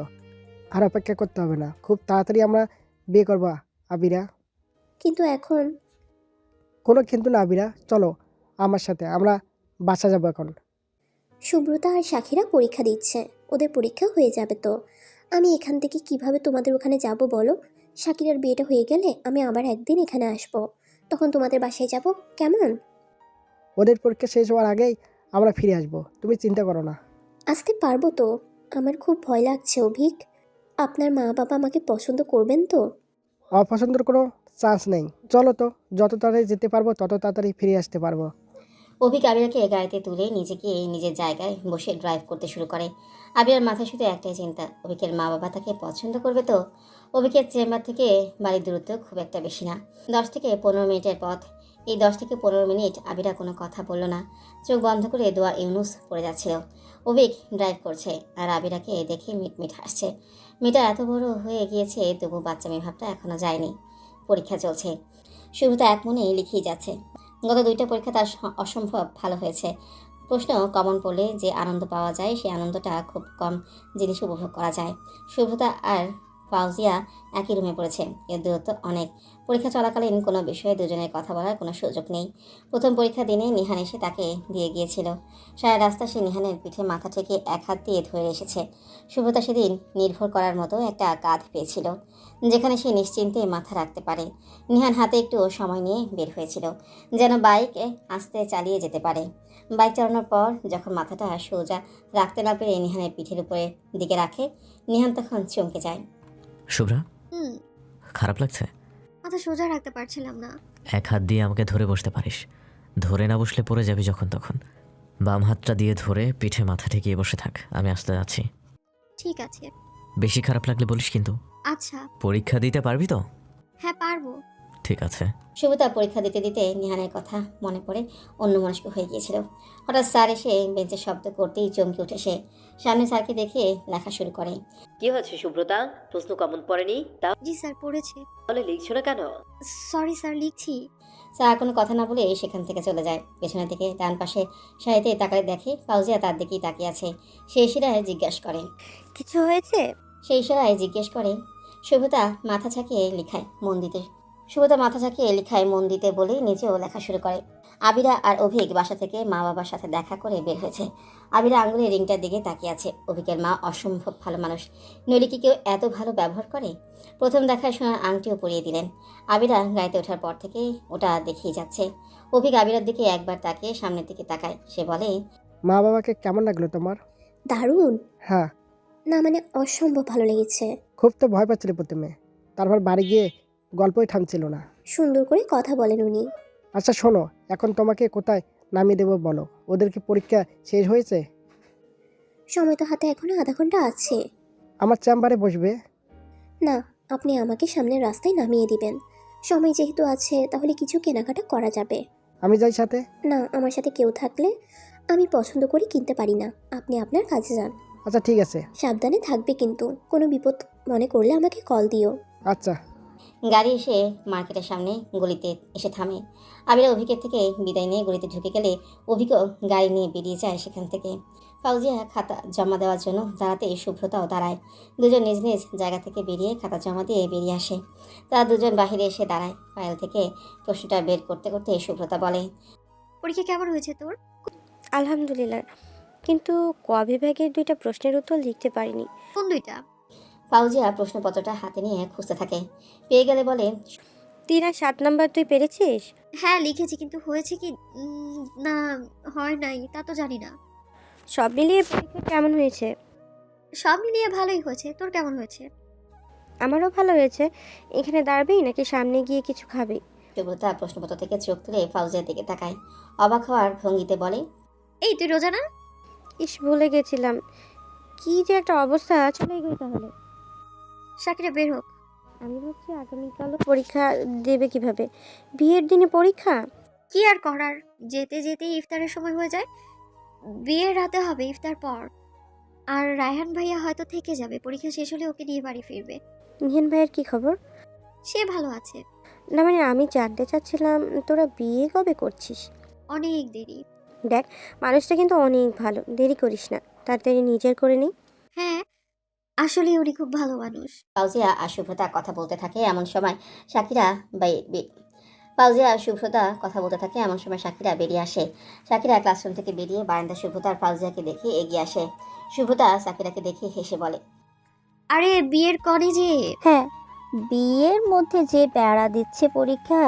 চল, যাবি না? আবিরা আপুর কি খবর? সে কোথায়? কল দিয়েছিলি? না, আমি ফোন নিয়ে আসিনি, তুই কল দে। আচ্ছা। শাকিরা একটু দূরে গিয়ে আবিরাকে কল দিয়ে জেনে নেয় সে কোথায় আছে। আবিরা তাদের দুজনকে মেইন গেটের সামনে যেতে বলেছে। আবিরার সাথে কথা শেষ করে শাকিরা আবার শুভ্রতার কাছে যায়। ফাউজিয়াকে বলে, তুই আছি আমাদের সাথে, চল, খুব মজা হবে। ফাউজিয়া হেসে বলে, খুব মজা কি হবে? গিয়েই তো ইফতারের পর পড়তে বসতে হবে। পরীক্ষার সময় মাঝে কটা দিন ছুটি নেই। তুই বিয়েটা 3 দিন পর করলেই পারতি, তাহলে যাওয়া যেত। বিয়ের তারিখ আগেই ঠিক করা হয়েছে যে, কি আর করার, অন্যরকম ভাগ্য আমার। তুই কি তাহলে কালকে যাবি? না রিয়া, আমার মা অসুস্থ। বিয়ে কর, ভাইয়াকে নিয়ে একদিন বাড়িতে আসবি। এটা কোনো কথা? আমি তো কালকে আগে আগেই বের হয়ে যাব, 5 মার্ক উঠলেই বেরিয়ে যাব। কার সাথে বাসায় যাবি পার্লার থেকে? নিহার ভাই আসবে, সুব্রতার তো কাল একা একা যেতে হবে। কী রে সুব্রতা, যেতে পারবি একা? সুব্রতা নিচে গাছের দিকে তাকিয়ে কাউকে খুঁজছে। এতক্ষণ কেউ তার দিকে তাকিয়েছিল মনে হচ্ছিল তার। সে তাকাতেই সেখান থেকে কেউ গাছের আড়ালেই চলে যায়। অনেকক্ষণ ধরেই কেউ তাকে দেখছিল। সাকিরা কোনো জবাব না পেয়ে সুব্রতার হাত ঝাঁকাতেই সুব্রতা চমকে ওঠে। কি হয়েছে? তোর কি হয়েছে? ওদিকে কি দেখছিস? আমার কথার কোনো জবাব নেই কেন? কোন কথা? ফাউজিয়া এবার সুব্রতার মুখ দেখে বুঝতে পারে কিছু একটা হয়েছে তার। বাইরে কিছু একটা দেখছিল। সাকিরা ডাকতেই সে চমকে উঠল। ফাউজিয়া একটু বারান্দার গ্রিলের দিকে এগিয়ে গিয়ে বাইরে তাকালো, কিন্তু অস্বাভাবিক কিছুই দেখল না। ফাউজিয়া স্বাভাবিক হয়ে বলল, আচ্ছা বাদ দে, এবার সব কিছু চল বের হই, না হলে দেরি হয়ে যাবে। মা বাসায় একা আছে, আর আজ তাদের বাড়ি ফিরতে এমনিতেও অনেকটা দেরি হবে, তাড়াতাড়ি বেরিয়ে যা। ফাউজিয়ার কথায় সাকিরা তাল মিলিয়ে বের হতেই রাজি হয়। কারণ এখানে যত দেরি হবে বাড়ি ফিরতেও তত দেরি হবে। তার চেয়ে ভালো এখান থেকে তাড়াতাড়ি বেরিয়ে যাওয়া। তিনজন হাঁটা শুরু করে, কিন্তু সুব্রতা বারবার পেছনে সেই গাছটার দিকে তাকাচ্ছে। তিনজন চলে গেলে মুখে কালো মাস্ক আর কালো শার্টে কেউ গাছের আড়াল থেকে বেরিয়ে আসে। আর সাকিরার বিয়ে। এতগুলো বছর পর প্রিয় মানুষকে নিজের করে পাবে সে, কিন্তু পরীক্ষা শেষ করে বেরিয়ে শাস্তে যাওয়ার সময় থেকে এই মনটা কেমন যেন করছে তার মনে হচ্ছে সব কিছু ঠিক নেই। বিয়েটা ঠিকঠাকভাবে হবে না খুব তাড়াতাড়ি। তার মনে হচ্ছে কোনো একটা বিপদ নিশ্চয় হবে, কিন্তু সেই বিপদটা কি? সাজ যখন প্রায় কমপ্লিট তখন সাকিরা নিহানকে কল করে। নিহান তখন রাস্তায়, আর কিছুটা পথ বাকি। হঠাৎ ফোন বেজে উঠতেই বাইক থামিয়ে সাইডে দাঁড়ায়। পকেট থেকে ফোন রিসিভ করে দেখে সাকিরা কল করেছে। কল রিসিভ করে বলে, আমি প্রায় চলে এসেছি। তুই যে নাম বলেছিলি পার্লারের, ওখানে আছিস তো, তাই না? হ্যাঁ ভাইয়া, ওখানেই আছি। কতক্ষণ লাগবে তোমার আসতে? এই 10 থেকে 15 মিনিট। তোর হয়েছে সাজ? প্রায় শেষ, তুমি আস্তে আস্তে হয়ে যাবে। হ্যাঁ তাড়াতাড়ি নে, রায়হান হয়তো চলে এসেছে বরযাত্রী নিয়ে। হ্যাঁ হ্যাঁ, মনে করিয়ে দিতে হবে না। ওরা পৌঁছানোর কিছুক্ষণ পরেই আমরা বাড়ি পৌঁছে যাব, তুমি তাড়াতাড়ি আসো। হ্যাঁ আসছি। ও শোনো, সুব্রতা কি বাড়ি গিয়েছে? দেখা হয়নি, হয়তো চলে গেছে। ও ঠিক আছে, এসো তুমি। হুম। নিহান ফোনটা সাইলেন্ট করে রাখে। গাড়ি চালানোর সময় ফোন আসাটা খুব বিরক্তিকর লাগে তার কাছে। ফোন পকেটে রেখে যাত্রা শুরু করে দেয়। কয়েক মিনিটের মাঝে পৌঁছেও যায় সাকিরার কাছে। পার্লারের সামনে বাইক থামিয়ে সাকিরাকে কল দিলে সাকিরা বাহিরে চলে আসে। সাকিরা এসে নিহানের বাইকে উঠতে যায়। সাকিরার সাথে আরেকজন এসেছে, তার জিনিসপত্রে ব্যাগ ধরে আছে। সাকিরা বাইকে উঠলেই সেটা তার কোলের উপর দিয়ে দেবে। এমন সময় নিহান বলে ওঠে, এই আপনি কে? এই এই হ্যালো হ্যালো, আমার বাইক উঠছেন কেন? সাকিরা কোমরের দুই পাশে দুই হাত দিয়ে রাগের ভঙ্গিতে বলে, আমাকে চেনা যাচ্ছে না? চেনা যাবে? কে আপনি? ভাইয়া। নিহান হাসতে হাসতে বলে, আচ্ছা আচ্ছা ওঠ, মজা করছিলাম আমি। সাকিরা বাইকে উঠে বসলে নিহান বাইক চালানো শুরু করে। চারিদিকে অন্ধকার হয়ে এসেছে প্রায়। একটু পরেই হয়তো রাত হয়ে যাবে। ইফতারের সময় হয়ে যাওয়ায় নিহান রাস্তার পাশে মসজিদটায় গিয়ে ইফতার করে নামাজ আদায় করে আবার বের হয়েছিল সাকিরার উদ্দেশ্যে। আচ্ছা আচ্ছা ভাইয়া, তোমরা বিয়ে করছো কবে? সাকিরার এমন প্রশ্নে থতমত খেয়ে যায় নিহান। তোমরা বলতে কি বুঝালো শাকিরা? তবে কি শাকিরাও জানে সুব্রতার ব্যাপারে? কি হলো, কিছু বলছো না কেন? তোমরা মানে? তুমি আর সুব্রতা। তুমি কি ভেবেছো আমি জানি না? আমি সব জানি, তোমার চেয়ে বেশি কিছু। তাই নাকি? কি জানিস শুনি। সুব্রতা তোমাকে ভালোবাসে, এটা তুমি জানো না, কিন্তু আমি জানি। সাকিরার কথায় বাইক থেমে যায়। নিহান আগ্রহ নিয়ে জিজ্ঞেস করে, শাকিরা কি বলছিস? সুব্রতা আমাকে ভালোবাসে মানে? তুই কিভাবে জানতে পারলি? বাইক চালাও, আমি বলছি। নিহান আবারও বাইক চালানো শুরু করে। সাকিরাকে বলে, বল এবার। সুব্রতা বিয়েটাই করেছিল একটু চাপে পড়ে। ইমতিয়াজ ভাইয়া সারাক্ষণ ওকে পেন দিত, সব কিছুতেই বাড়াবাড়ি করত। কিছুর থেকে কিছু হলে গালাগালি অবধি করত। আবার এসব থেকে বাঁচতে যদি সুব্রতা ব্রেকআপের কথা বলতো, তখন ইমতিয়াজ ভাইয়া সুইসাইড করতে চলে যেত, ভয় দেখাতো সে মারা গেলে সুব্রতাকে ফাঁসিয়ে দিয়ে যাবে। সুব্রতা ওকে ভালোবাসতো, তাই সব সহ্য করে নিত। বিয়ের পর বছর না ঘুরতেই অতিষ্ঠ হয়ে ওঠে সুব্রতা। তখন থেকেই ডিভোর্সের কথা ভেবেছে সে, কিন্তু নানা রকম কারণে হয়ে ওঠেনি। মানসিকভাবে অসুস্থ মানুষের সাথে আসলেই থাকা যায় না। বিয়ের পর বেশিরভাগ সময় সুব্রতা এই বাড়িতেই কাটিয়েছে। বিয়ের সময় তোমার সাথে ওর কথা হয়েছিল, সে কি কান্না! তোমার সাথে বাজে ব্যবহার করে অনেক কান্না করেছে মেয়েটা, আমি যা নিজে দেখেছি। কিন্তু ওর তখন কিছু করার ছিল না। সুব্রত তখন প্রতিজ্ঞাবদ্ধ ছিল, সে ঠকবাজ উপাধি পেতে চায়নি। ভেবেছিল ইমতিয়াজ হয়তো বিয়ের পর ঠিক হয়ে যাবে। এটাই ছিল ওর ভুল সিদ্ধান্ত। আমার প্রতি ভালোবাসাটা তুই দেখলি কোথায়? গত 2 মাসে ও এক প্রকার তোমার থেকে পালিয়ে বেড়ায়, যেন তুমি ওর অভ্যাস হয়ে না যাও। আমি নিজেই তোর কাছে আত্মসমর্পণ করেছি, তাহলে ওর কিসের ভয়? ও মূলত এখন ক্যারিয়ারে ফোকাস করতে চাইছে। যেদিন আমি জিজ্ঞেস করেছিলাম যে নিহান ভাইয়া তোকে কতদিন ধরে পছন্দ করে আর তুই এখনও না করে যাচ্ছিসই, তখন সুব্রতা বলেছিল পছন্দ তো হয়তো আমিও ওনাকে করি, কিন্তু আমি এখনই আর সংসারে ঢুকতে চাইছি না। আমি আমার ক্যারিয়ার নিয়ে ভাবছি। আমি জানি ওনার মতো হয়তো আর কেউ আমাকে ভালোবাসতে পারবে না। আমি ওনার থেকে কিছু সময় চাইবো। যদি উনি দেয় তাহলে আমি ভালো একটা জীবন পাবো, আর যদি অপেক্ষা না করে তাহলে আর একটা মানুষকে আমি আর আমার জীবন জড়াবো না। এই কথাই বোঝা যায় না ভাইয়া, সুব্রতা কেমন যেন হয়ে গেছে, আগের মতো একদম নেই। নিহান আর কথা বাড়ায় না, কারণ সে নিজেও সেদিন শুভ্রতার চোখে নিজের জন্য মায়া দেখেছে। সে মায়া কিছুতেই মিথ্যে হতে পারে না। একসাথে থাকলে তো কুকুর বিড়ালের প্রতিও ভালোবাসা মায়া জন্মে, হ্যাঁ সে তো মানুষ। ফাউজিয়া ফোন হাতে নিয়ে বারবার শুভ্রতাকে কল করেই যাচ্ছে, কিন্তু কল রিসিভ করছে না। ফোন রিং হয়েই যাচ্ছে। এক পর্যায়ে সেই সিদ্ধান্ত নেয় সাহেল স্যারকেই সে কল করবে। ফোনটা হাতে নিয়ে ভাবছে কল দেওয়া উচিত হবে কি না। না দিয়েও তো উপায় নেই। সমস্যাটা সমাধান সে কিছুতেই করতে পারছে না, অথচ প্রশ্নটা আগামীকাল পরীক্ষায় আসতেও পারে। তাই সে আর দ্বিধা না করে সাহেল শেখকে কল করিয়ে ফেলে। সাহেল শেখ বসে বসে বই পড়ছিলেন। কফি নিয়ে বসেছিলেন হুমায়ুন আহমেদের অপেক্ষা বইটা শেষ করার জন্য, কিন্তু এখনও অনেকটা বাকি। সুপ্রভার মৃত্যুটা কেমন যেন খারাপ লাগা সৃষ্টি করেছে। এত তুচ্ছ বিষয়ের জন্য কেউ এমন করে? হঠাৎ ফোন বেজে ওঠায় বইটা বন্ধ করে কলটা রিসিভ করে। কে বলছেন? ওপাশ থেকে ফাউজিয়া বেশ জড়তে নিয়ে বলে, স্যার আমি ফাউজিয়া। ফৌজিয়া, কিছু হয়েছে? আন্টি ঠিক আছেন? জি স্যার, একটা বিষয় জানার ছিল। হ্যাঁ বলুন। স্যার আপনার কাছে কি বই আছে? কোন বই, ক্লাসের? জি স্যার। না, বই তো বাসায় নিয়ে আসি না। তাহলে কিভাবে জিজ্ঞেস করি স্যার? তুমি বিষয়টা বলো, দেখছি আমি সাহায্য করতে পারি কিনা। ফাউজিয়া প্রশ্নটা বলে বেশ সাবলীলভাবে সেটার উত্তর সাহেল শেখ ফাউজিয়াকে বুঝিয়ে দেয়। কথা শেষ করে ফাউজিয়া ফোন রেখে দেয়। রান্নাঘরে চলে যায় 1 কাপ চা বানানোর জন্য। পড়ার সময় 1 কাপ চা খুব প্রয়োজন তার। ইংরেজি ডিপার্টমেন্টের পেছনের সাইডে ছেলেদের হোস্টেল। সিনিয়ররা প্রথম বর্ষে 2টা ছেলেকে ডেয়ার দিয়েছে। অর্থনীতি বিভাগের ডানে যে পুকুরটা আছে ওখানে একদমই 7টা ডুব দিয়ে আসতে হবে। পর্যবেক্ষণের জন্য আরও 2জনকে সাথে পাঠানো হবে।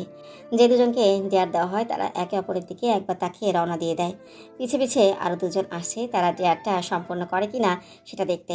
4জন হেঁটে চলেছে। হোস্টেলের সিঁড়ি বেয়ে নেমে পেছন সাইডে চলে যায় তারা। চারপাশে চোখগুলি নিয়ে একে একে 4জন প্রাচীর টপকে বাইরে চলে যায়। ইংরেজি ডিপার্টমেন্টের সামনে এসে থেমে যায়। বিল্ডিংয়ের একদম শেষ মাথায় কোণার দিকে একটা পুরনো ঘর আছে, পাশাপাশি 2টা রুম। এদিক দিয়ে কেউ তেমন আসা যাওয়া করে না। ওদিকে মেয়েলি গলায় কেউ চিৎকার করছে। ঘর পুরনো, অনেক দিন ধরেই ওরকমই রাখা আছে। ওখান থেকে চিৎকারের শব্দ আসার কথা না। 4জন রাস্তায় থেমে যায়।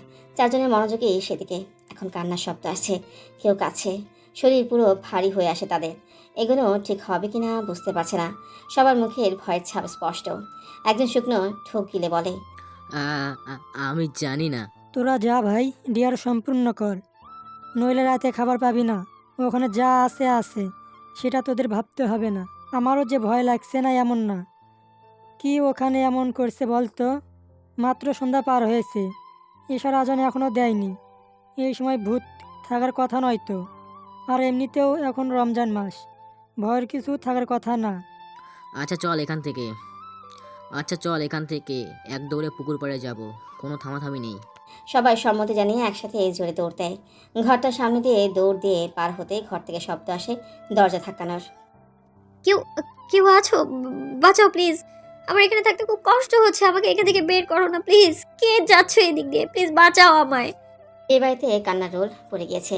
শুভ্রতার মা খানিকক্ষণ বাদে বাদেই মেয়ের শোকে জ্ঞান হারাচ্ছেন। অনেকক্ষণ আগেই সাদাত সাহেব মেয়ের খোঁজে বেরিয়ে পড়েছেন। ইরার বাবাও সাথে বেরিয়েছেন। শাকিলার বাবা মেয়ের বিয়ের জন্য বসে নেই, তিনিও বাসায় নেই। নিহান যখন সাকিরাকে নিয়ে বাড়ি এসে জেনেছে সুব্রতা এত রাত হয়ে গিয়েছে, কিন্তু বাড়ি ফিরে নেই, সাথে সাথে সে বাড়ি থেকে ভার্সিটি এবং তার আশেপাশে আরও কয়েকটা থানায় খবর দিয়ে দিয়েছে। এতক্ষণে পুলিশ টিমও বেরিয়ে পড়েছে সুব্রতাকে খুঁজতে। সবাই মন খারাপ করে বসে আছে। বিয়েতে যারা এসেছিল বেশিরভাগই খাওয়া দাওয়া করে চলে গিয়েছে। রায়হান নিজেও বের হতে চেয়েছিল, কিন্তু কেউ তাকে বের হতে দেয়নি। বাড়ির মানুষগুলো নিজেদের মতো চেষ্টা করে যাচ্ছে, একে ওকে কল দিচ্ছে। স্নিগ্ধা মায়ের পাশে বসে সুব্রতার জন্য কান্না করছে। সাকিরা চিন্তিত মুখে বসে আছে একপাশে। সে আগে থেকেই আঁচ করতে পেরেছিল তার বিয়েতে কিছু একটা অঘটন ঘটবে। কারো কোনো হিসেব মিলছে না কে করলো এমন। রায়হান বাড়ির অবস্থা খারাপ থেকেও খারাপ হচ্ছে দেখে নিহানকে কল করে। রাতও অনেক হতে চললো। রিং হতেই কল রিসিভ হয়ে যায়। হয়তো ফোনটা নিহানের হাতেই ছিল। রায়হান বলে, সুব্রতার কোনো খোঁজ পাওয়া গেল? মামির অবস্থা খুব খারাপ, কিছুক্ষণ পরপরই জ্ঞান হারাচ্ছেন। ছোট মাকে কান্না করতে নিষেধ করো। শুভ্রাকে নিয়ে আমি বাড়ি ফিরবো। আইনের লোকেরা বেরিয়ে পড়েছে অনেকক্ষণ আগে, খুব তাড়াতাড়ি হয়তো ভালো খবর আসবে। তুই কোথায় আছিস এখন? আমি তো সদরে যে থানাটা আছে ওখানে আছি। এখানে থেকে শুভ্রার ভার্সিটি যাবো খুঁজতে। অন্যান্য থানা থেকে আশেপাশে বেরিয়ে পড়েছে। শাহাদত মামা কোথায়? তোর সাথে? হ্যাঁ এখানেই আছে। ছোট মার কাছে ফোনটা দে তো। দাঁড়া, দিচ্ছি। আয়শা বেগম অন্যমনস্ক হয়ে তাকিয়েছিল। মুখে কোনো কথা নেই। বেশি শোকে হয়তো মানুষ পাথর হয়ে যায়। আয়শা বেগমের হয়েছে ওরকম। কিছুক্ষণ আগেও চিৎকার দিয়ে বিলাপ করে কান্না করছিলেন তিনি। মেয়েটা আর কত কষ্ট সহ্য করবে? সংসার ভাঙার পর আবার নতুন বিপদ। কে জানে কেমন আছে সুব্রতা, কী অবস্থায় আছে। রায়হান আয়শা বেগমের নিকটে এসে ফোনটা এগিয়ে দিয়ে বলে, মামি নিহার কথা বলবে। আয়শা বেগম ফোনটা কানে ধরেই বলে, আমার মেয়েটা কোথায় নিহান? ও আর কত কষ্ট সহ্য করবে বলো তো? মানুষ কেন কষ্ট দেওয়ার জন্য আমার মেয়েটাকেই বেছে নেয়?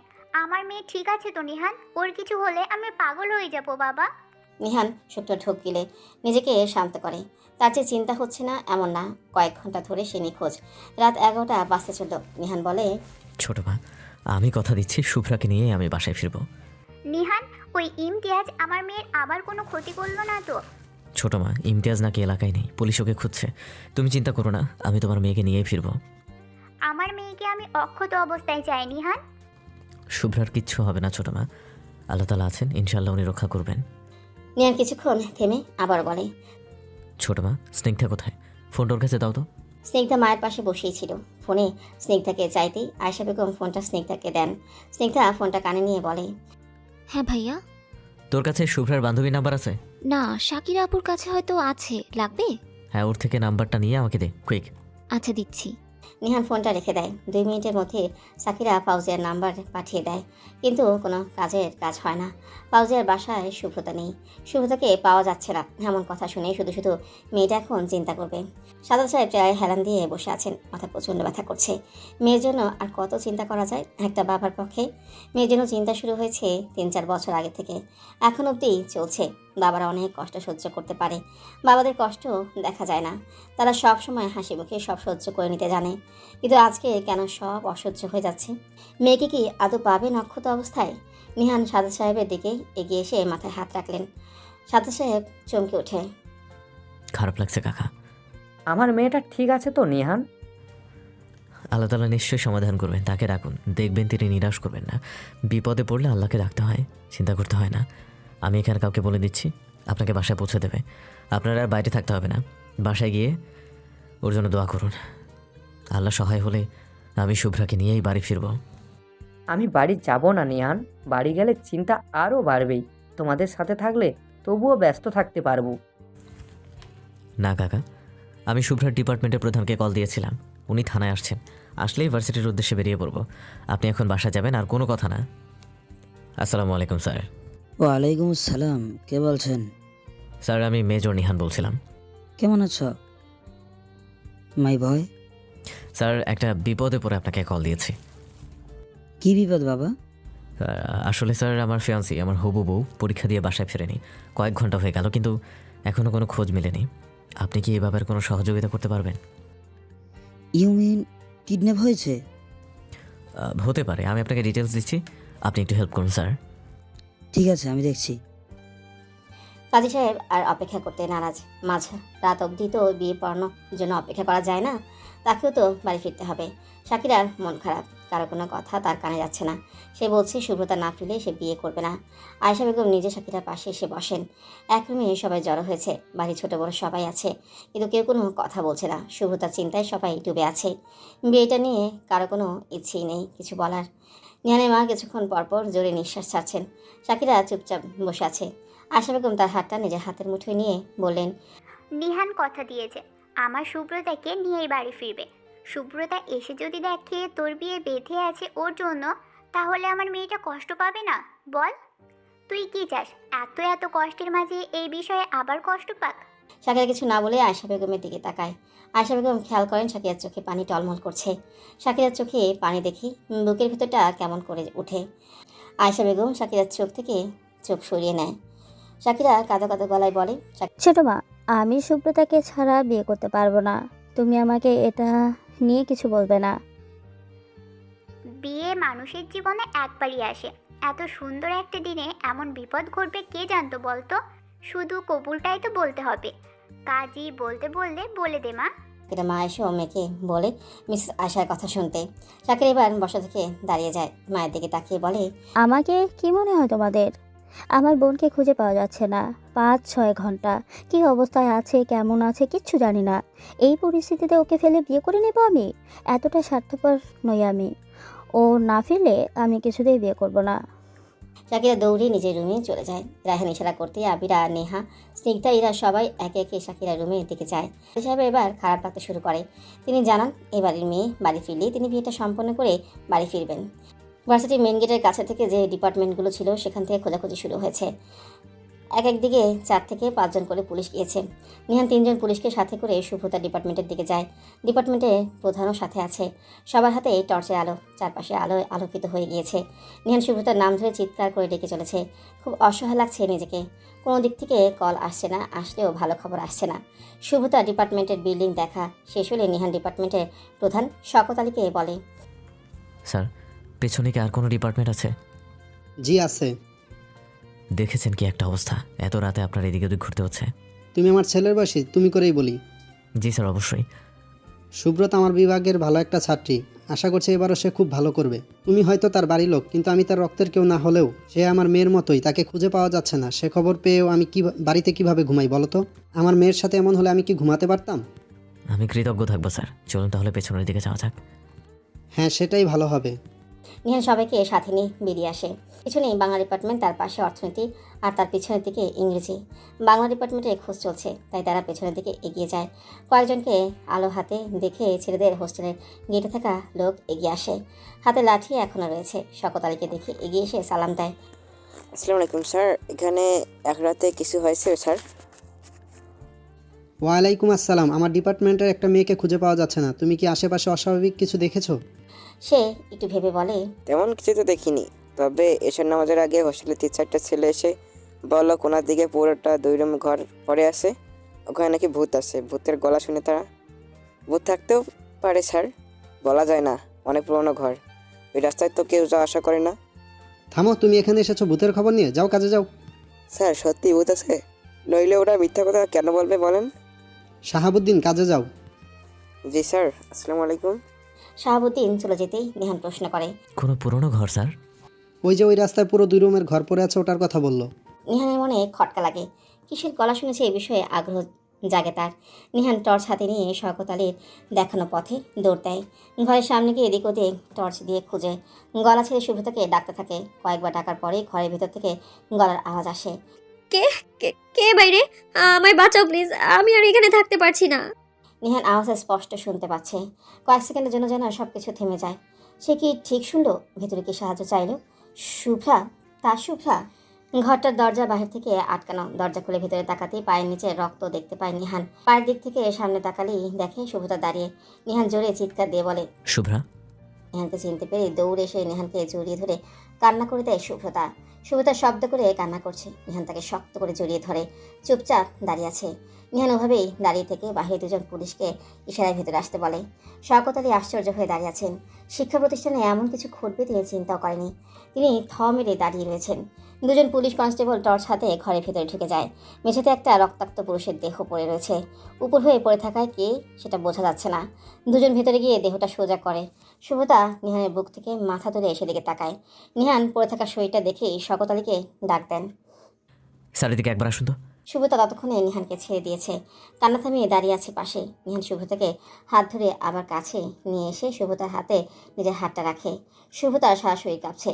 নিহান শুভতার দিকে তাকিয়ে বলে, আমি এসে গেছি শুভ্রা, এখন আর কোনো ভয় নেই।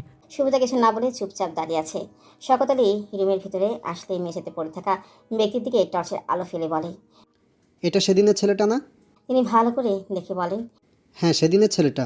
শুভ্রা কি হয়েছিল তোমার সাথে? নিহানের প্রশ্নে কোনো উত্তর দেয় না শুভতা। চুপচাপ মাথা নিচু করে থাকে। সবার আর বুঝতে বাকি থাকে না ছেলেটা শুভতার সাথে কী করতে চেয়েছিল। নিহান খুব কষ্টে রাগ নিয়ন্ত্রণ করে দাঁড়িয়ে আছে। সে আবার শুভতাকে জিজ্ঞেস করে, তুমি আত্মরক্ষার জন্য ওর এই হাল করেছো? শুভতা এবার উপর নিচ মাথা নাড়ায়। শওকত আলী মান সম্মানের ভয় করছেন। কাল যখন সবাই জানতে পারবে তার ডিপার্টমেন্টে এরকম একটা ঘটনা ঘটেছে, কি হবে তখন? নিহান শওকত আলীর মুখ দেখে বুঝতে পারে তিনি চিন্তিত। তাই মজার ছলে এবার কনস্টেবলকে বলে, দেখুন তো বেঁচে আছে কিনা। আমার হবু বউ খুব ছেলে বেরোতে পারে, বেঁচে আছে তো নাকি?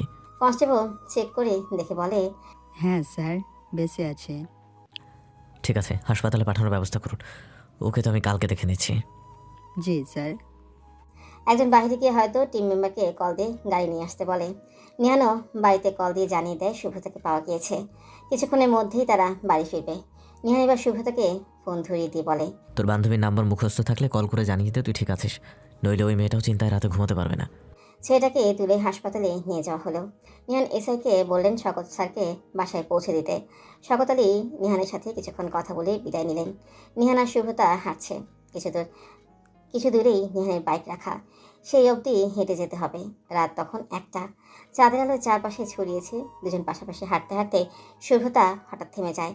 শুভতা থেমে যাওয়ায় নিহানও দাঁড়িয়ে যায়। শুভতার দিকে ফিরে বলে, কি হলো শুভ্রা? শুভতা চুপচাপ নিহানের দিকে তাকিয়ে আছে। নিহান শুভতার সামনে গিয়ে তার গালে হাত রাখতেই দূরে ছিটকে যায় শুভতা। নিহান অবাক হয়ে জিজ্ঞেস করে, কি হয়েছে? আমাকে ভয় লাগছে? ওই ছেলেকে মারার জন্য কি আমারও শাস্তি হবে নিহান ভাই? না, তোর কিচ্ছু হবে না শুভ্রা। এখন আর দেরি নয়, বাড়ি ফিরতে হবে। সবাই কত চিন্তায় আছে ভাবতে পারছিস? শাকিরা নাকি বিয়েতেই বসেনি। ও বলেছে তুই ফিরলে তবেই বিয়েতে বসবে। মেয়েটা তোকে কতটা ভালোবাসে বুঝতে পারছিস? আমার তো কিছু করার ছিল না, কিসের থেকে যে কি হয়ে গেল। বাইকে বসে সব শুনছি। এভাবে দাঁড়িয়ে কথা বললে আজ আর বাড়ি ফিরতে হবে না, মেয়েটার বিয়েও হবে না। চলেন। দুজন হাঁটা শুরু করে। 2 মিনিট হাঁটতেই বাইকের কাছে এসে দাঁড়ায়। নিহান বাইকে উঠে বসে শুভতাকে উঠতে বলে।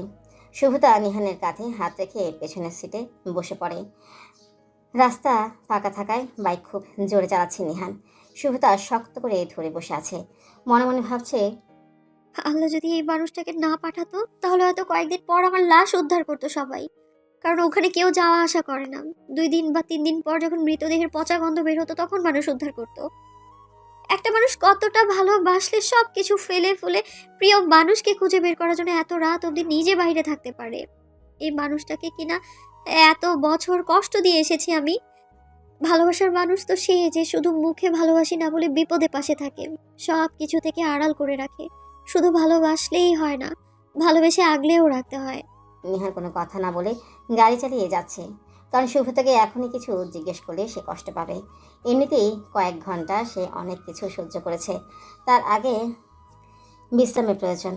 তারপর সব কথা শোনা যাবে। 40 মিনিটের রাস্তা 20 মিনিটে অতিক্রম করে বাড়ি ফিরে আসে সবাই। বাইরে উঠোনে বাইক এসে থামতে বাড়ির ভিতর থেকে সবাই ছুটে আসে। শুভতা বাইক থেকে নেমে দাঁড়ায়। তার মা দৌড়ে এসে জড়িয়ে ধরে কান্না করে দেয়। স্নিগ্ধাও এসে শুভতার এক পাশে দাঁড়িয়ে কান্না করছে। শুভতা এক হাত দিয়ে স্নিগ্ধাকে কাছে টেনে নেয়।